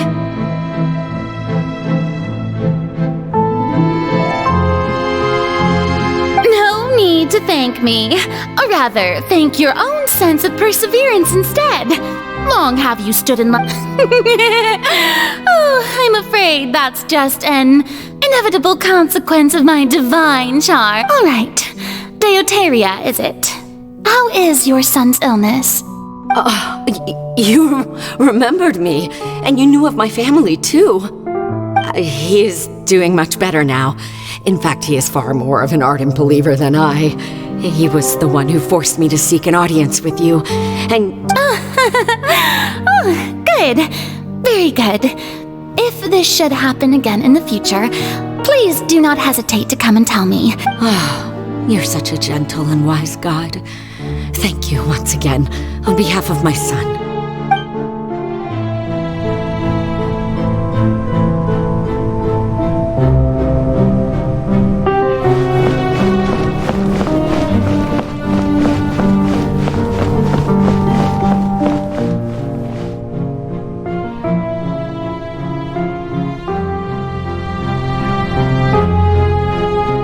Lady Farina, here are the latest hydrological reports. As for the specific parameters you asked to take note of... I see. It's as I thought, then. As your god, I did already expect this, but all manner of signs indicate that the prophecy will still come to pass. Forget it. That's not something you need to worry about right now. Well, as I understand it, the Fontaine Research Institute is also trying to find a way to counter the rising water levels.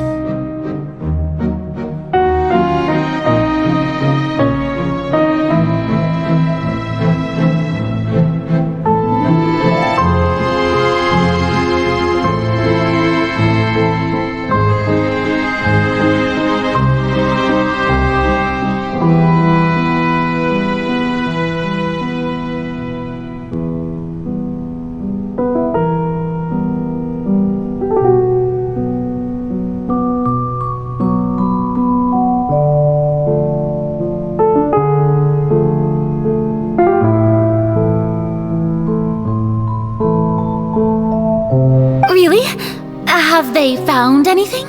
I'm afraid that they haven't found any effect. Oh, is that so? Well, no wonder. This issue has reached the realm of the gods, after all. Still, their spirit is praiseworthy.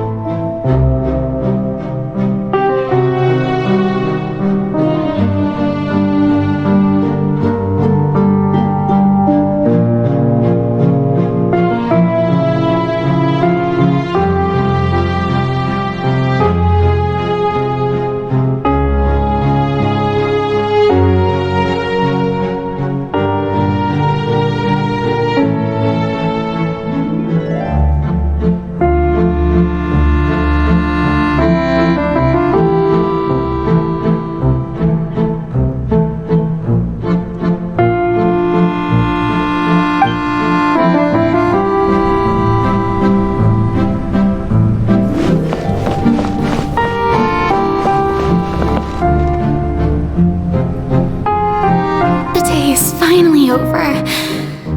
I haven't had a moment to breathe this whole time. But it's good to see that everything's getting on track. There are no longer any voices of suspicion. Maybe this is fine.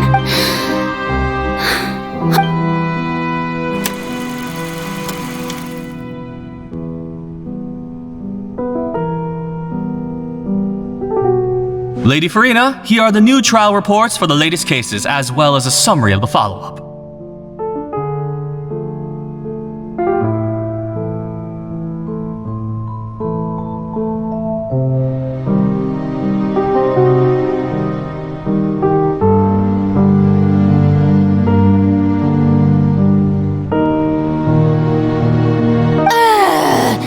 There'll be no need for that. Lady Farina, I've waited so long for this chance to see you in this manner.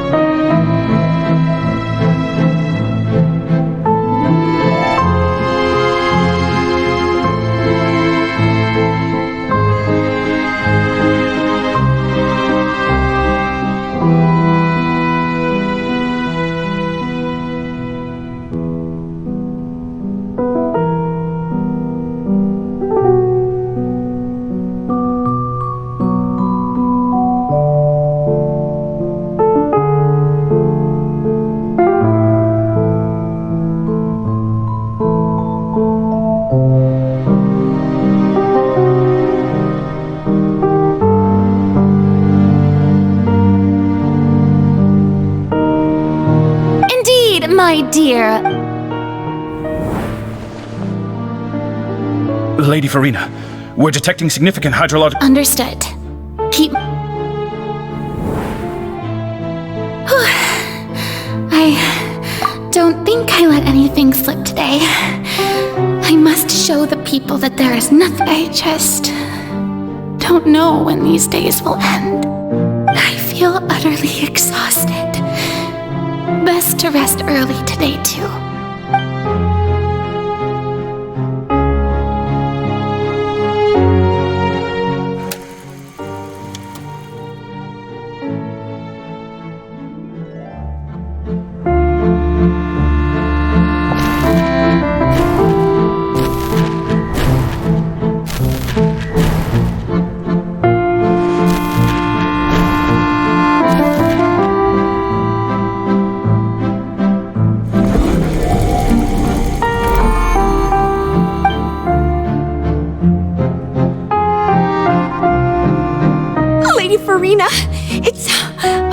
It's like a dream being able to speak with you up close like this. I've heard that the first member of our family who was honored to receive an audience with you was Madame Deoteria. And what a fine family yours is indeed. It brings me great joy. Surely you exaggerate, Lady Farina.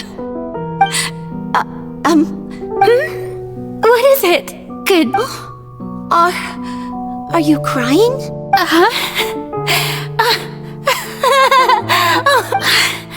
This must be the overflow of hydro from my person.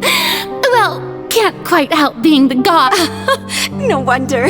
No wonder. A manifestation.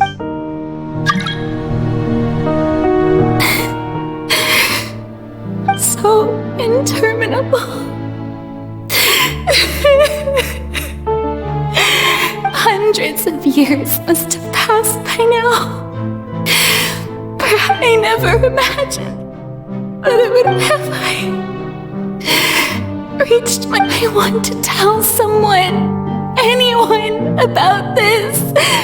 But I've conducted so many investigations. All I can do is keep heart. I must maintain this act.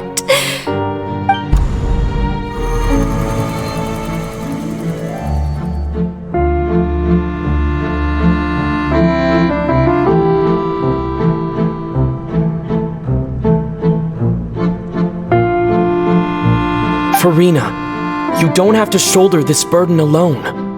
Although I don't know what you might be keeping from everyone, your people are more than willing to share your burden with you.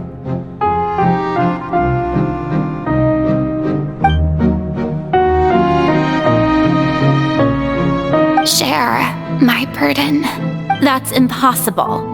It was fated right from the start that this would be... But even if your burden doesn't need to be shared, you can still just share it with me. I'm a witness. Yes, I've heard that you came to Tevat from beyond the stars, yes. And if Tevat is, in its entirety, a show on a stage, then you're just a spectator, aren't you? If that's the case... He's right. I could confide in him, couldn't I?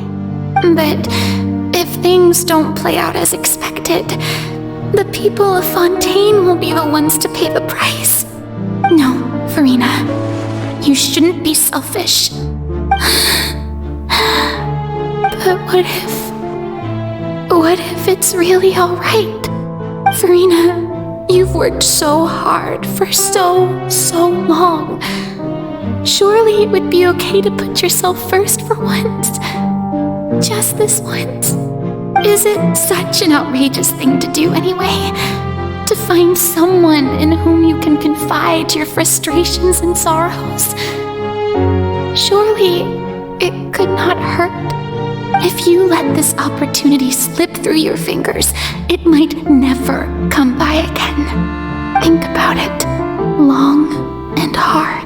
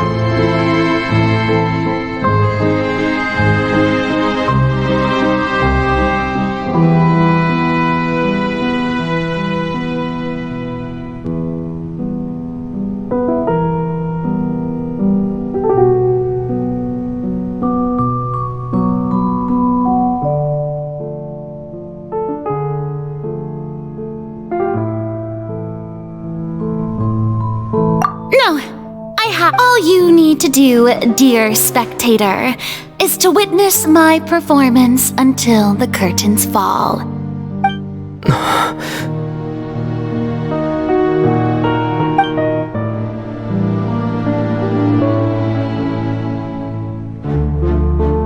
Fine.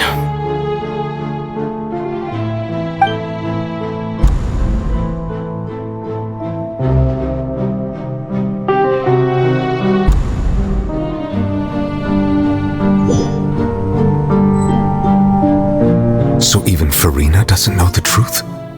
You've never once let her in on the full plan? Yes, it had to be done. To deceive the heavenly principles, you must She did very well. If she had let her resolve falter even once in these 5 centuries, Fontaine would have been doomed to the most tragic fate. It seems that trusting humanity was the right decision after all. I believe that I understand how your deception works. But that is, how would you build on this foundation to save the people of Fontaine? That is the most important thing. Ah, good. Of course, the Iudex of Fontaine has pinpointed the crux of the issue. I'm sure you've long sensed that the I've always suspected that it had its own consciousness.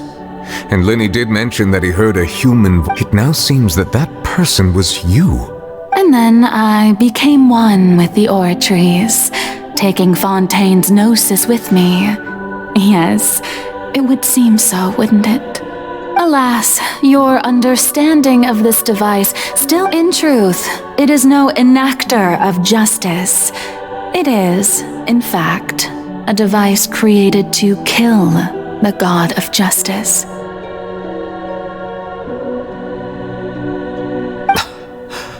I beg your pardon? Oh, you have it. And to be more precise, not only will the oratories take down the... I mean, did you think I would be the sort to enjoy peaceful my work over these last 500 years?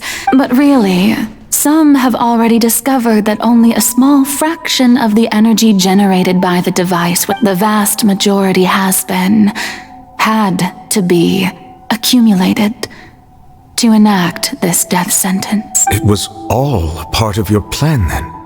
Both the trial and the sentence? Indeed. This power, accrued over 5 centuries, could have sustained Fontainians for millennia had it only been used for that purpose. Almost all of it has now been stored within the oratories. But only power of this magnitude could hope to destroy the Hydro Archon's divine throne, shaking the rules established by Celestia. And so the Oratrice's call for death was for neither Farina nor Focalor, but for the Hydro Archon. The destruction of that divine throne. If I do not misunderstand your intent... returning what's rightfully yours to you, of course. In other words, this was all done to return the authority of the Hydro Archon to the Hydro Dragon of this planet.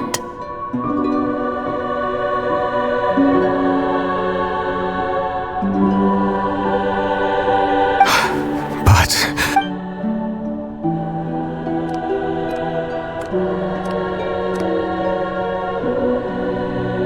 Oh, what?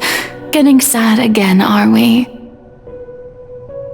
The authority of the ancient dragons shall soon be yours once more, O Hydro Dragon Sovereign. And this is the face you make. All you've done throughout the years is just so you can sacrifice yourself at the very end. I've never quite seen it that way, you know. Even now, I'm quite pleased at how well my deception worked.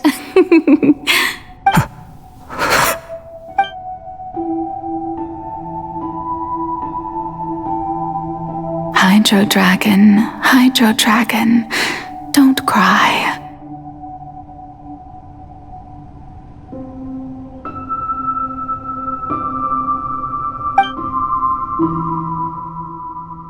must say, had it been within my rights, I would have loved to judge the heavenly principles themselves.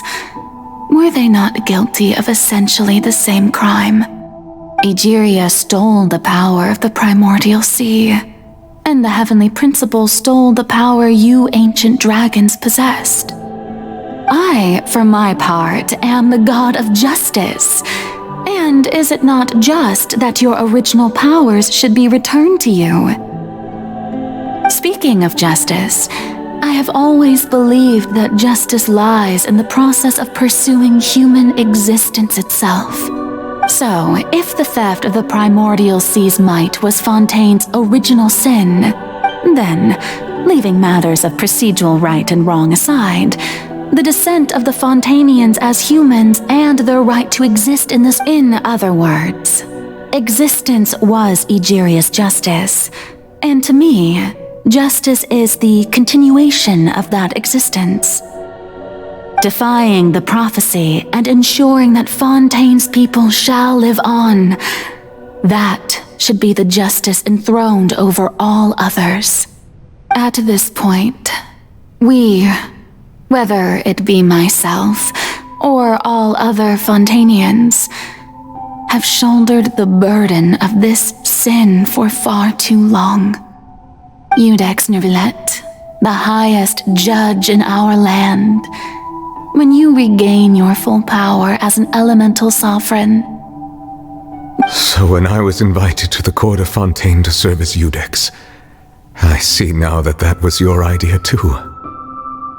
At last, I now understand the true purpose behind. In the beginning, I was uninterested in human existence.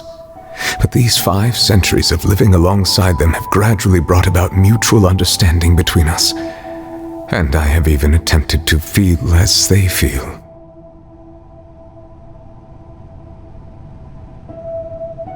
You are a devious one, Focalors. Things being as they are, surely you know that I could never declare them to be guilty.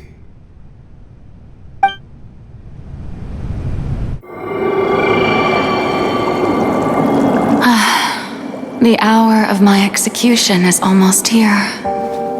For the sinner, the curtain call has come. I know I may not sound it, but faced with death, I find myself a little afraid. Perhaps this is one thing both gods and humans have in common.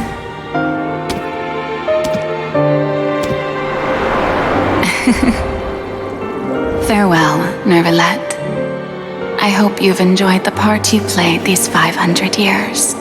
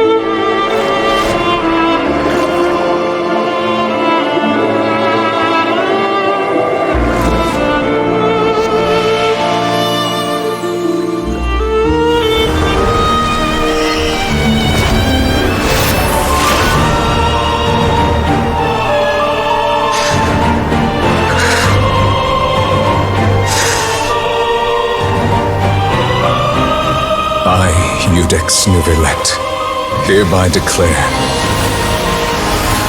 People of Fontaine, your sins are forgiven.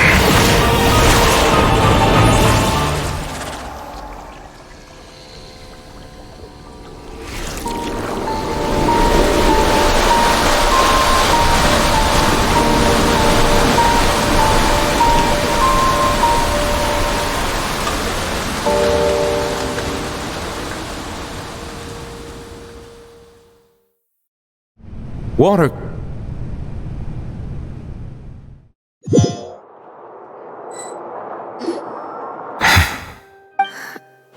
What just happened? Was that bright light some sort of misdirection?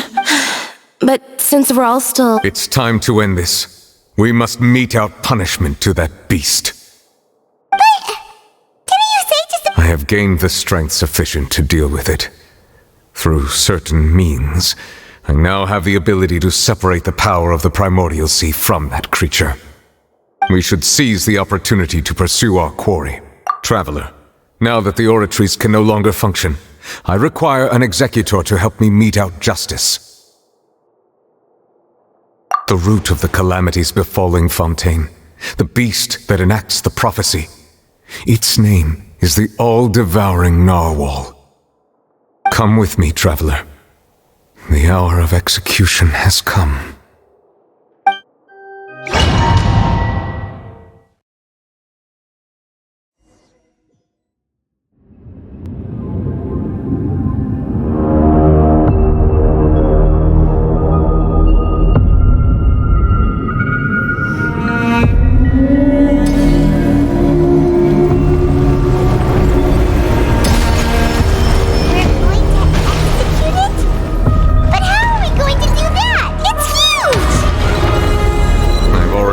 Best to separate the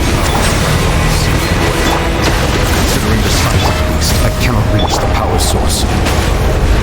Unless we can find a way to attack it from within. I shall share part of the ancient dragon's power with you. We shall look for an opening together. I can feel its sorrow turning into hostility.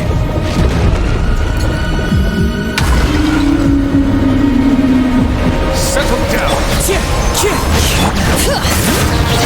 Rise with the sun!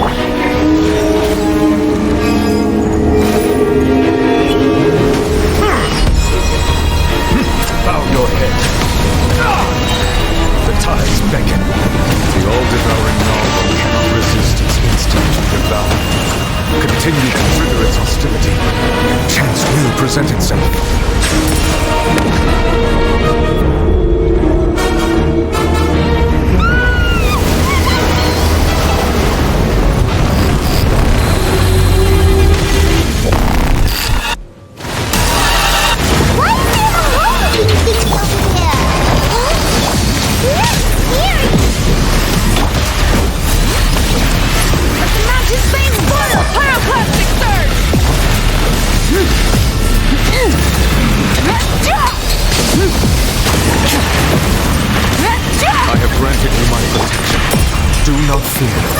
Seize the moment and use my power to suppress it from within.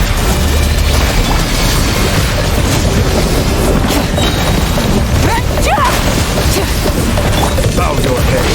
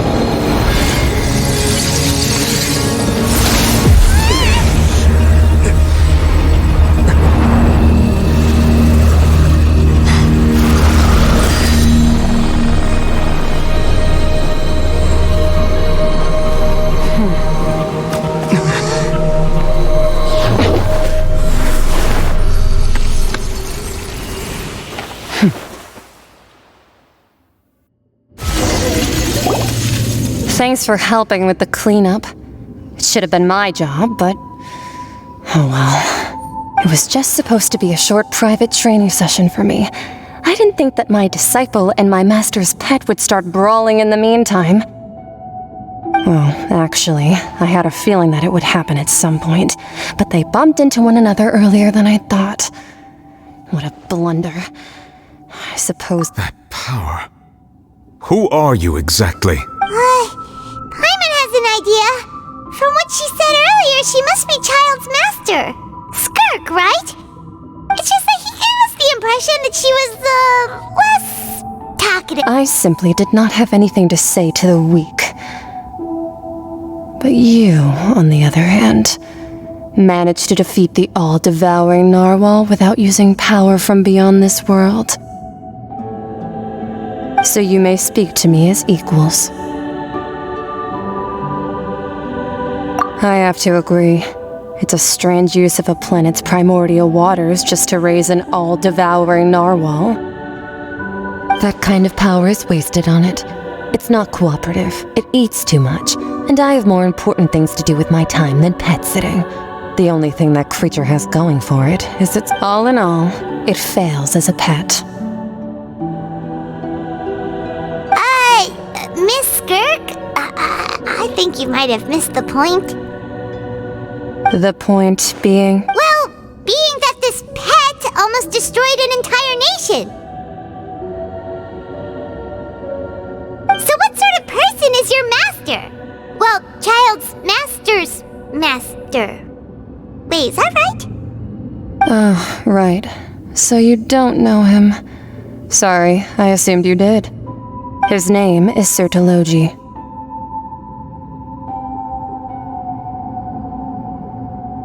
I am unfamiliar. Huh. So Master isn't sufficiently famous. How should I describe him then? The foul? Still nothing? Well, how about the visionary? Vetterfulnir then? Ooh, that one we've heard! Oh, so you do know that name. To be honest, I also heard all of those names and titles from my master. But I suppose you understand now, yes? My master is likely a similar sort to Rheindotter. They are both pursuing some form of perfection. Wait! Didn't you also mention a visionary? Actually, never mind that. I believe that the all-devouring narwhal used up nearly all its strength. Such roiling hydro energies will prove difficult for the planet's deep seas to digest.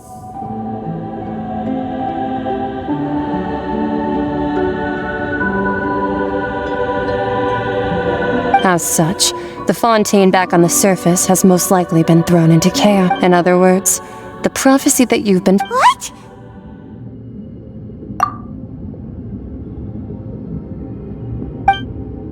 Not to worry. Focalor has already managed to deceive the heaven. In the end, the people will all be dissolved into the waters, and only Farina will remain, weeping on her throne.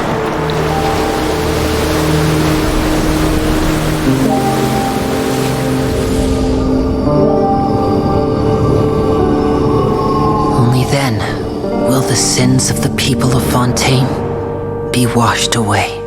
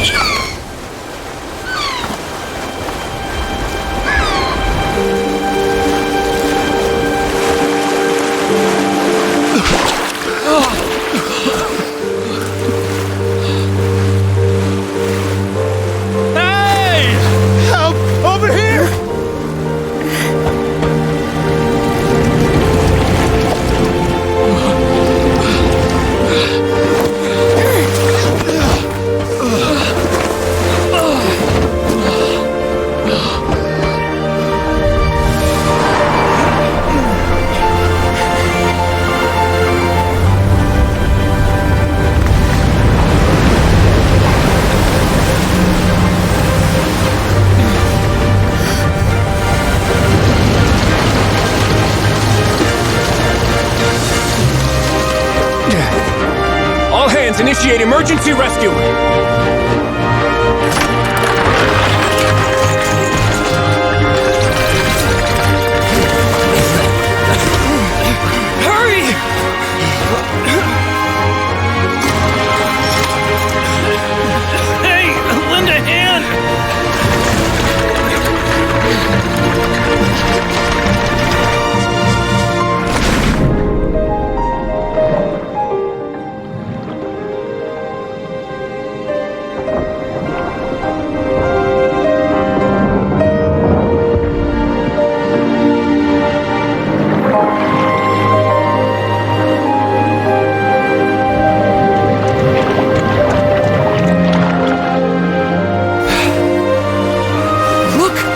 water's receding! It's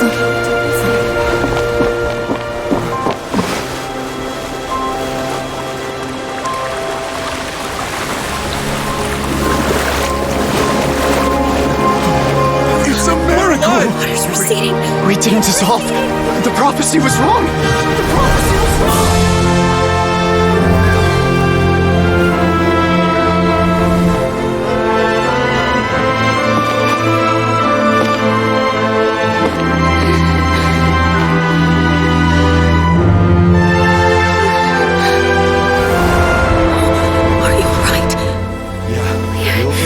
We're saved! The prophecy was wrong.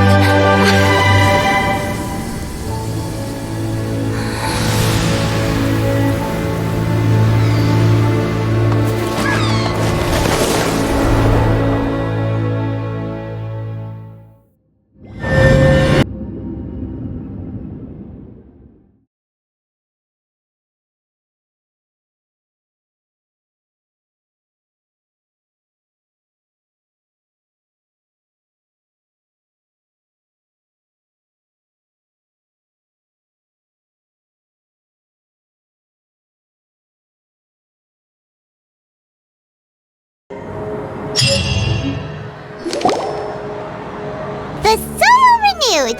The Spina di Rosula talks post-disaster rebuilding. I recently visited Poisson to meet with Miss Navia, spokesperson of the Spina di Rosula.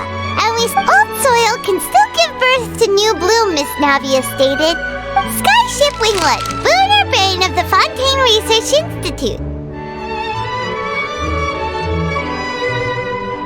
The various disputes that have arisen on account of Mr. Edwin have suddenly become a shield over the Institute, with Jurier turning out to be a once-overlooked hidden gem. People always call the first researcher mad, but few know what to call the second. And should that latter person achieve a miracle...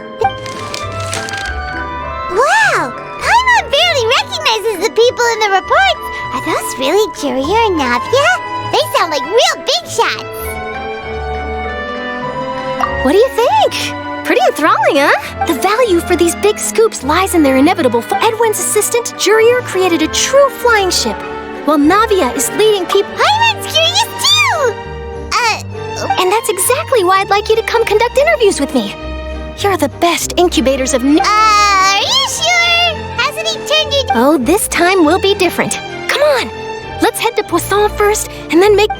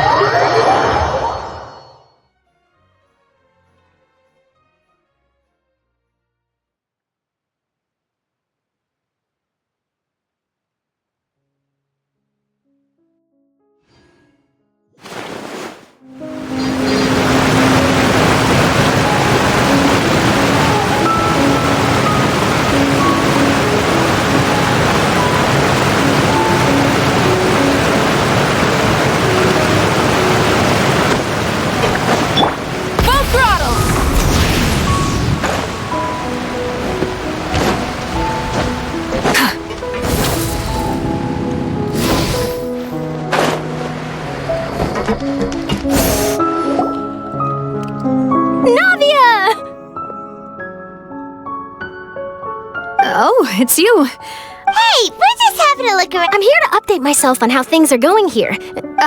Let me introduce you. This is Mr. Garunt Snezhevich. He represented the Knave in sending us a large amount of supplies, and is helping with our work. Our residents are hard at work as well. Thanks to everyone, work is progressing nicely. Hello, Miss Charlotte. I'm a big fan of yours. I especially like that article you wrote last year about Fontaine's stray cats.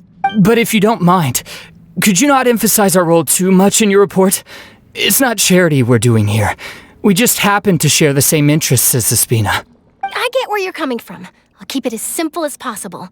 Or would you be willing to feature as... That would be fine. Thanks! Oh, you're back too. How are things? We finished laying down the construction materials. Huh? You're here? Well, her reputation's greatly risen after that whole duel business with Miss Farina. So she's here in Poisson to wait out. There's too much to consider in the reconstruction of Poisson. The Spina has need of more decision makers.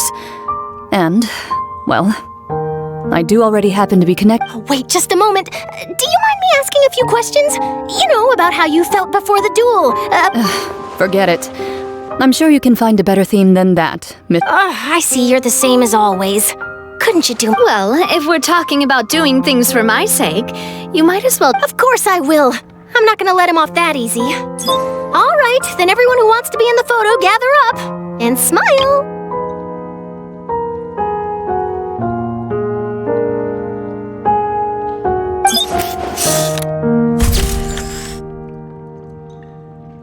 How did it go? Was it Not bad. Your addition really helped the composition of the picture. All right, hang on a moment. Let me snap a few more shots. All right, that should do it. I'll be back here later anyway, so let's call it a day. You're very quick. Speed is of the essence when it comes to the news, and freshness is the key. Also, not to brag, but I'm pretty good at building connections. Who knows? I might eventually get that interview with you after all, Miss Clarand. Wow, you really do have that never say die. I'll hazard a guess that this is how you got that interview at the Fortress of Meripede. Whoa, you're well informed. Let me make a guess too. I asked Sijuin who told Monsieur Nervillette, and he told you, right? That's a very complete information chain. In truth, all Monsieur Nervillette asked me was when I told him that it was best not to speak too soon. There's no guarantee that Ridesley will make a personal appearance. You're right. I've got to treasure every moment I have with them. In which case, I'll be making a move first. Stay safe now. And tell me if you hear anything interesting. I'll treat you to afternoon. You seem curious about the fortress. Of course. That Ridesley. I still remember going down to the fortress to grill him for information on my father's case. But he did invite you to tea. 2 large pots of it, in fact. I have to agree. Speaking of that, would you like... Well, Wow, it's like we've got... Good. What flavor of biscuits would you like, Mr. Me? I'm fine with anything. But I would prefer chocolate, should you have it.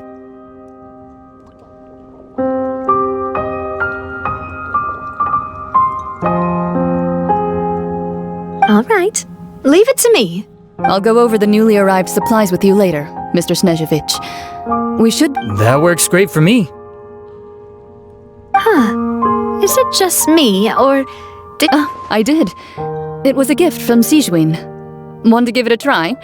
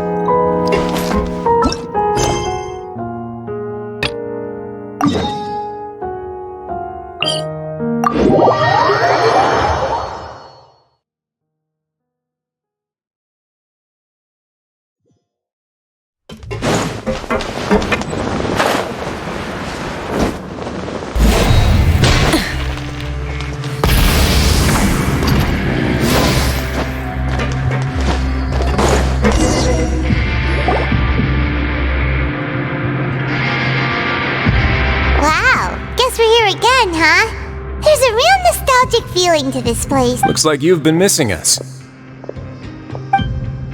Duke! Did you come all the way to the entrance to greet us?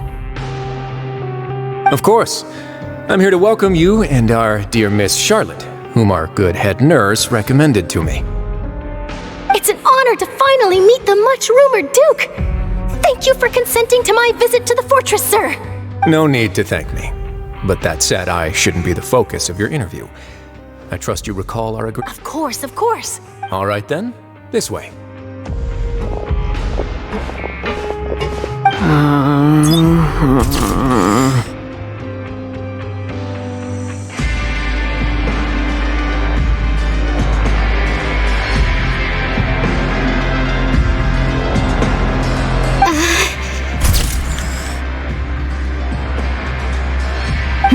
Hey, no need to be so nervous. I've already taken all the photos we need. Miss Charlotte, do these pictures really need to be published on the cover of the Steambird? It would seem that Miss Lorvine doesn't want her face to appear beside that of Mr. Jurier, Sir, please don't say things like that. But it looks like dear Mr. Jurier denies it. Might this interview be very important to you, then? No, I just... This is my... Now, I might not look it, but I actually did meet Mr. Edwin once. And I'll be honest, I enjoyed chatting with you more. You've definitely got more of that genius vibe. The boat that brought about a miracle. The ark that saved the people. Why, you recreated a myth back there, like an emissary of legend. Still, if I might ask... Looks like Charlotte's trying to get herself another... I have to apologize, but that ship is presently in the bowels of our... Really? Well, then in that case... You already know my answer, I'm afraid. Best you interview our head nurse instead. Or perhaps you'd like to take another photo of this couple of researchers? Did you really have to use the word couple? Well, then 2 solo photos will do. Is my hair messed up? Please, someone help me have a look. Things sure are getting pretty lively here. We've seen this kind of thing before. Oh, seems like everyone's here. Would any of you like to try this new drink I came up with? Ah, Sigewine. Hey, Miss Charlotte. Why don't you... sure. Come on, Miss Sigewine. Over this way. Let's find... Sure. Do I have to smile? So, how have things been at the front? Same old, as you can see. Fontaine's undergone some changes, but... Other than that flying ship, it got a tad too much attention, I think. That's why I decided to let the interview go through. We should direct more public opinions toward the behind-the-scenes heroes. Am I right, Mr. Jurier? Miss Lorvine? You're too kind, sir. I believe that you two should... I'll just leave the spotlight to you two. I see. Lots of things happened that day, huh? Anyway, regarding that Harbinger, I'm not sure you remember, but his 3 young followers are still waiting for his return.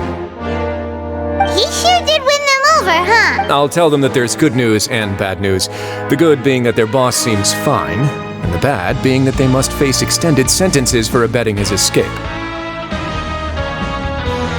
Oh, actually, what about... What change can there be? The fortress will keep chugging. As to what Miss Farina's departure will mean for the nation, and if our laws and governance will be transformed, we'll leave those to the folks in the overworld. Hey everyone, the photo shoot's done. Good. In that case, let's call it a day here. Thanks for your cooperation. Come on, Traveler, let's go. Till next time, everyone. There'll be a next time? Maybe. Who knows? I might write a story about the underwater factory next time. Until then. All right, last stop, the docks. Oh, you know, I'd love to see you in one of Charlotte's photo shoots one day. Is that really necessary? Our line of work doesn't really require much photographing. It's precisely because we don't need the picture that they'll have value as keepsakes. Maybe I'm just happy that I managed to once again avoid the spotlight. Yes, you successfully kept prying eyes away by using... You should be happy for them. They have a bright future ahead of them.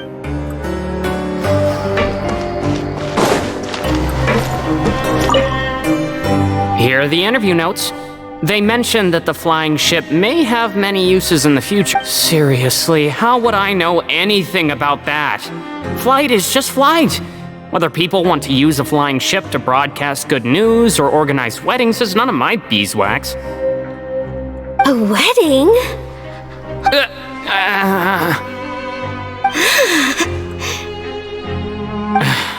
Why are you looking at me like that? So the flying ship can be used for weddings? I didn't say that. That journalist mentioned it, and what does that have— True! What does that have to do with the—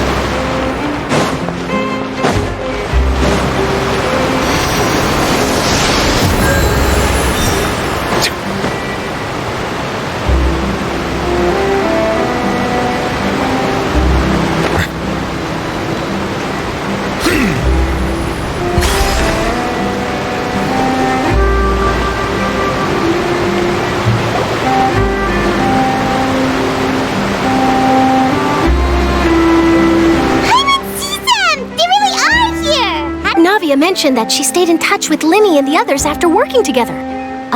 Traveler, Paimon. And Miss Charlotte, too. Would you like a magic pocket? What sort of gadget is it? It's a wondrous bag that can be used to carry many things. The water level has returned to normal, but if you see any of your things floating around, you can trick a friend.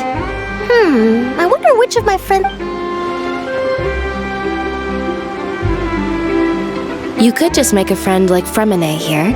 Isn't that right, Fremine? Is this what you meant by, I'll help you make some more friends? To be honest, that sounds pretty sweet.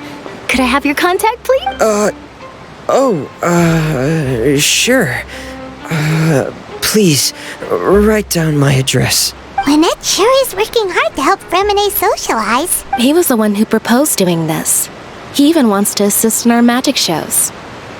Yes, I was planning to first introduce Pear as an assistant, and later Fremine himself.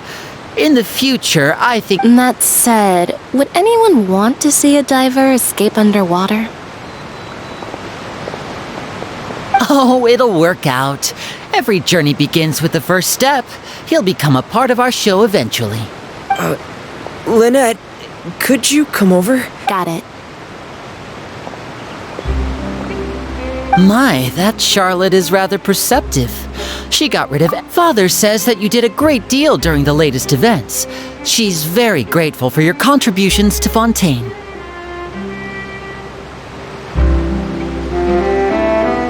That's all right. We were more than happy to help. Oh, I guess you haven't heard. After Lady Farina left, Father and Monsieur Neuvillette opened negotiations, during which he gave Fontaine's gnosis to her as a diplomatic gift. A diplomatic gift? A gnosis?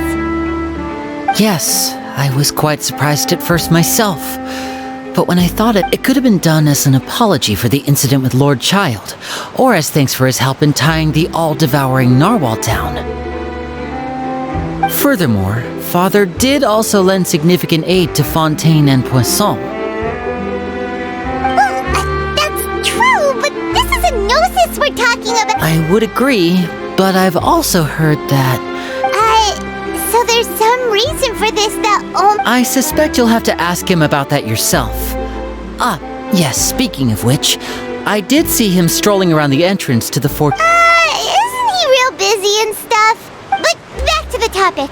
The gnosis was given... They say that he's returned to Snezhnaya to recover from his wounds. I hear that the recent disaster really did a number on his health. That's true. When you think about it, we've had loads of run-ins with the Fatui. To think we'd be allied with them this time. So shocked by such a simple switching of sides?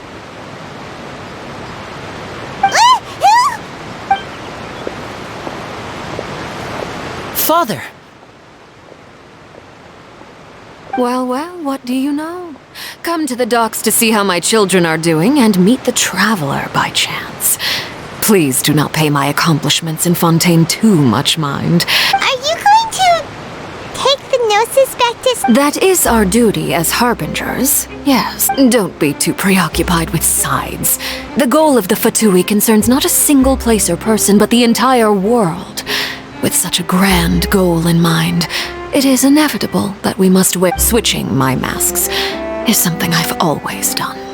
Well, that depends on many things. No one truly knows what the future holds.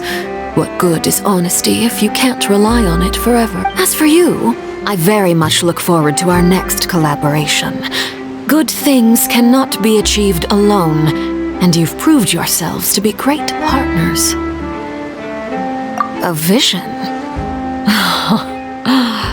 All right. I'll remember to return it. Thank you for keeping it safe for him this entire time. And that's a wrap for me. Huh? You're... Greetings, Miss Journalist. Hello. If I'm not mistaken, there are diplomatic channels I'll need to report to take a photo of you. That is correct. So forgive me, but I will not be able to serve as a subject in your article. However, feel free to write as much as you'd like about our dear magicians and our upcoming rookie talent. I will. The sea breeze is quite pleasant. Oh, I shall continue my walk while the weather remains so agreeable. Farewell, Father. Oh, she has such an intimidating presence. I didn't even dare to take a picture. Thankfully, I've already wrapped up all my pre-scheduled interviews. Thank you all. This'll be... Don't be too nervous. Why don't you take a magic pocket before you go? Here, Traveler, Paimon, you take one too. To move things about? That's right. Funny. I was giving out magic pockets when we first met too. And what do you know? I'm doing the exact same thing right now. I guess this must be life. We will all follow our own paths, and serendipity will lead you to your fated friends. All right then. We'll be handing out pockets in some other districts later, so we'll get going now.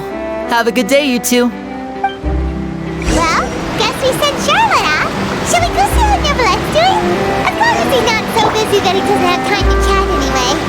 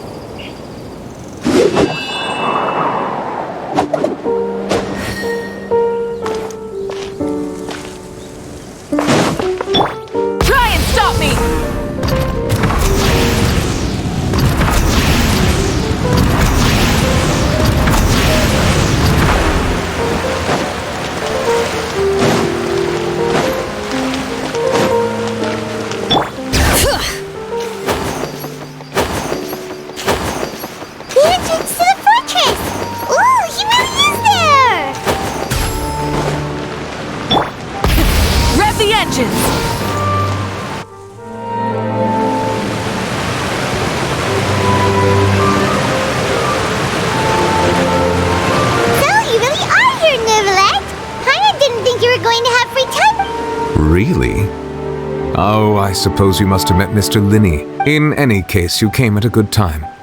I was just considering reaching out to you to set up a... Aw, Paimon's glad that you remembered. Thank you for... Alright, let's have it then.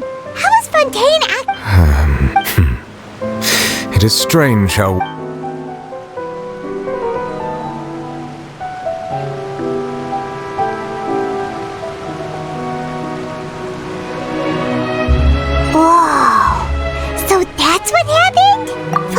destroyed the divine throne of the Hydro Archon and restored your power to you, transforming you into a fully fledged elemental dragon sovereign!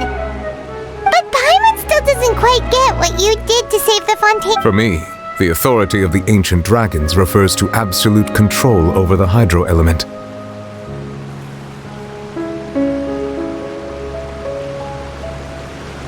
Fontanians were incomplete humans born of Egeria's use of the power of the primordial sea, with constitutions similar to that of myth. But so long as those primordial energies remain within them, I could use the ancient dragon's authority to grant them true blood, after the fashion in which life was first brought into being on this planet. In other words, when I gave my verdict, Fontanians became true humans, and thus would naturally no longer be dissolved by water from the primordial sea.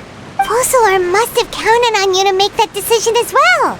Your verdict was the key to making the prophecy appear to have come true while saving everyone. Yeah, and in a manner of speaking, Fossilor finally managed to fulfill the... It seems from your expressions that you still have more things you wish to ask. Ask away. I will tell you the truth as I know it. I have investigated his case along many avenues, and I have learned that he once fell into an unknown chasm but whether it be by sentiment or reason, that should not have been enough to consider him the root cause of the disaster. As for the judgment passed by the Oratrice during the trial, whether it was due to that liability by association or Fossilor deliberately using him to buy time for us on the assumption that he would be able to hold the creature off, I cannot say.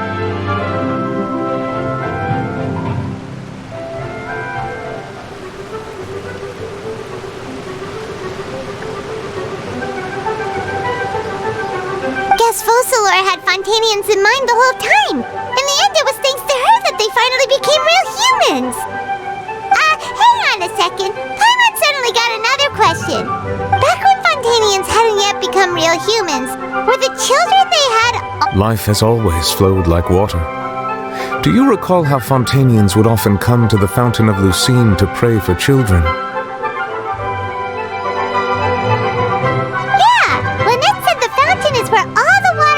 In truth, even those couples did not know that such prayers were no mere custom. Those Oceanids who were blessed within the spring water would later descend as new humans in the coming...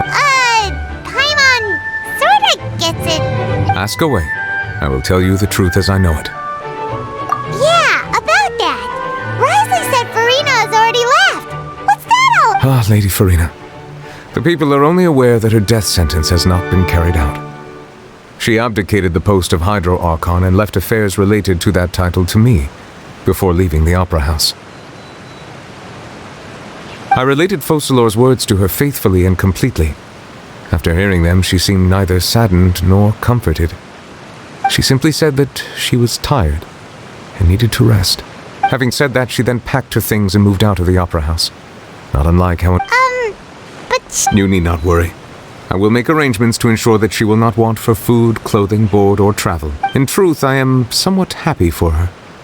The wear and tear on her spirit will, of course, but now that she no longer has to play the role of Fossilor the Hydro Archon, she can finally lay down her burdens and lead a normal life.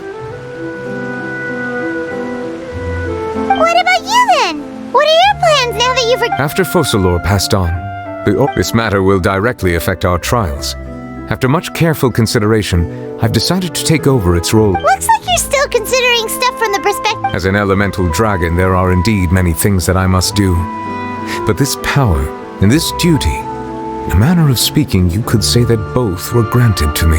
As such, before I attend to my other responsibilities, I must first and foremost Additionally, the Hydro Archon's departure has brought about another problem. That's true. That power was derived... Wait, but the various mechs and machines... As I am now, I have full command over New Musia, and it can serve as a complete substitute. Another reason why I cannot quite leave Fontaine immediately. Wow. This ancient... Ask away. I will tell you the truth as I know it. Oh, that's right! They say you've given it to the knave as a diplomatic gift or something! Leaving aside their intentionality, the two Fatui Harbingers have indeed done much for us. Their sole remaining goal in Fontaine, at least at this point, the Oratrice has ceased to function. The Hydro Archon's divine throne is now no more, and I do not need the Gnosis's power.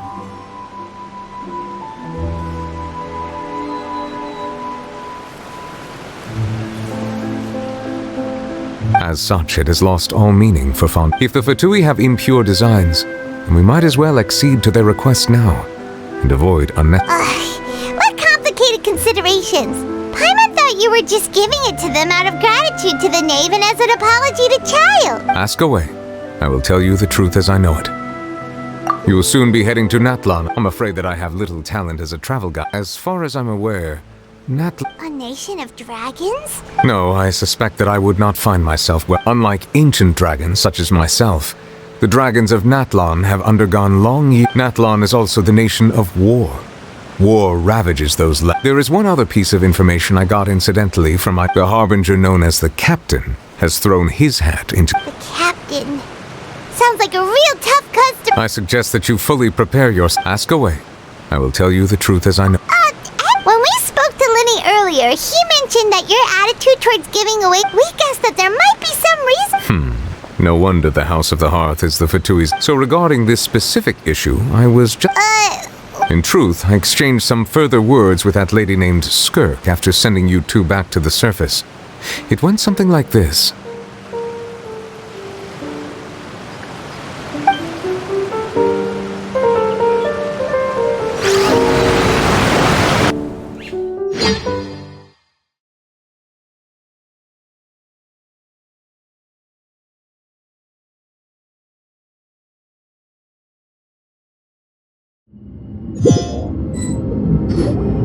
Well, we're going to head topside to see what's going on. You hurry over soon as well, all right, Nerva?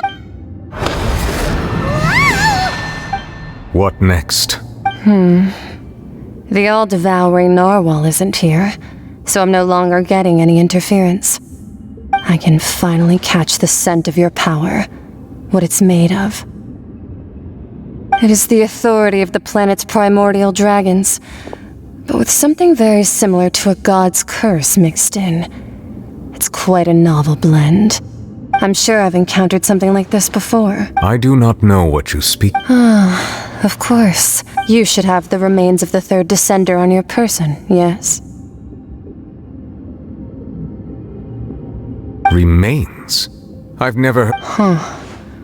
According to your parlance, I believe it may be called a gnosis.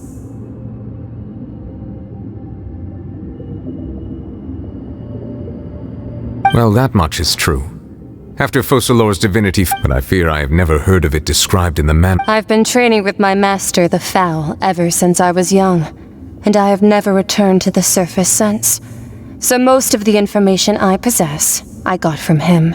It is only natural for those who are greater than humanity to possess a different sort of common sense, which is why there are so many problems in our attempts to communicate with humans. Regardless, you should probably get rid of objects of misfortune to prevent any disasters from befalling you. To live in itself is a blessing, but once a person dies, the bonds he once had with this world shall all turn to curses. What do you mean by that? No need to fret. These are just my personal thoughts, and my reason for no longer wishing to return. This third descender you refer to? Master never mentioned them to me. Perhaps it just wasn't that important for me to know. If you're interested, though, I could ask him. I'll be sure to pass the answer on to you next time. Next time? You believe we... I do. Wait. I have a disciple of my own, don't I? He can be the messenger then.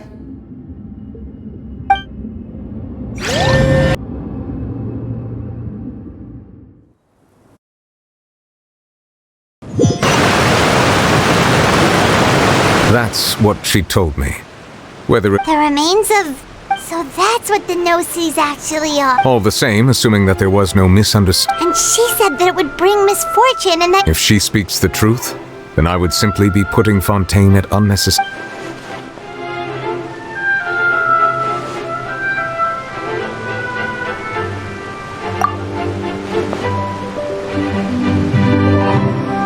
I had guessed that you might already be familiar with this concept, but I did not expect you to be one of them. That means that the Gnosis, which are exceedingly element compatible and can even enhance elemental abilities, do indeed come from the third descender. I wonder, does your body also possess similar properties? Like being able to use elemental powers without a vision! No, let's not think about this stuff, right? Comparing the Traveler to the dead third descent. That's what you say, but this... What's childbirth? I too believe it unwise to make too many blind guesses when information is... Alright. Whatever the case, it seems like... Yes. All of Focalor's efforts were for this moment as well.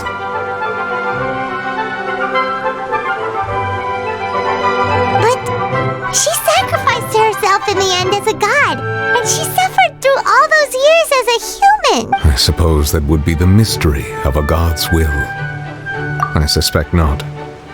But once in a while I too would guess that if wishes were like the life flows like water, and rain is the final answer.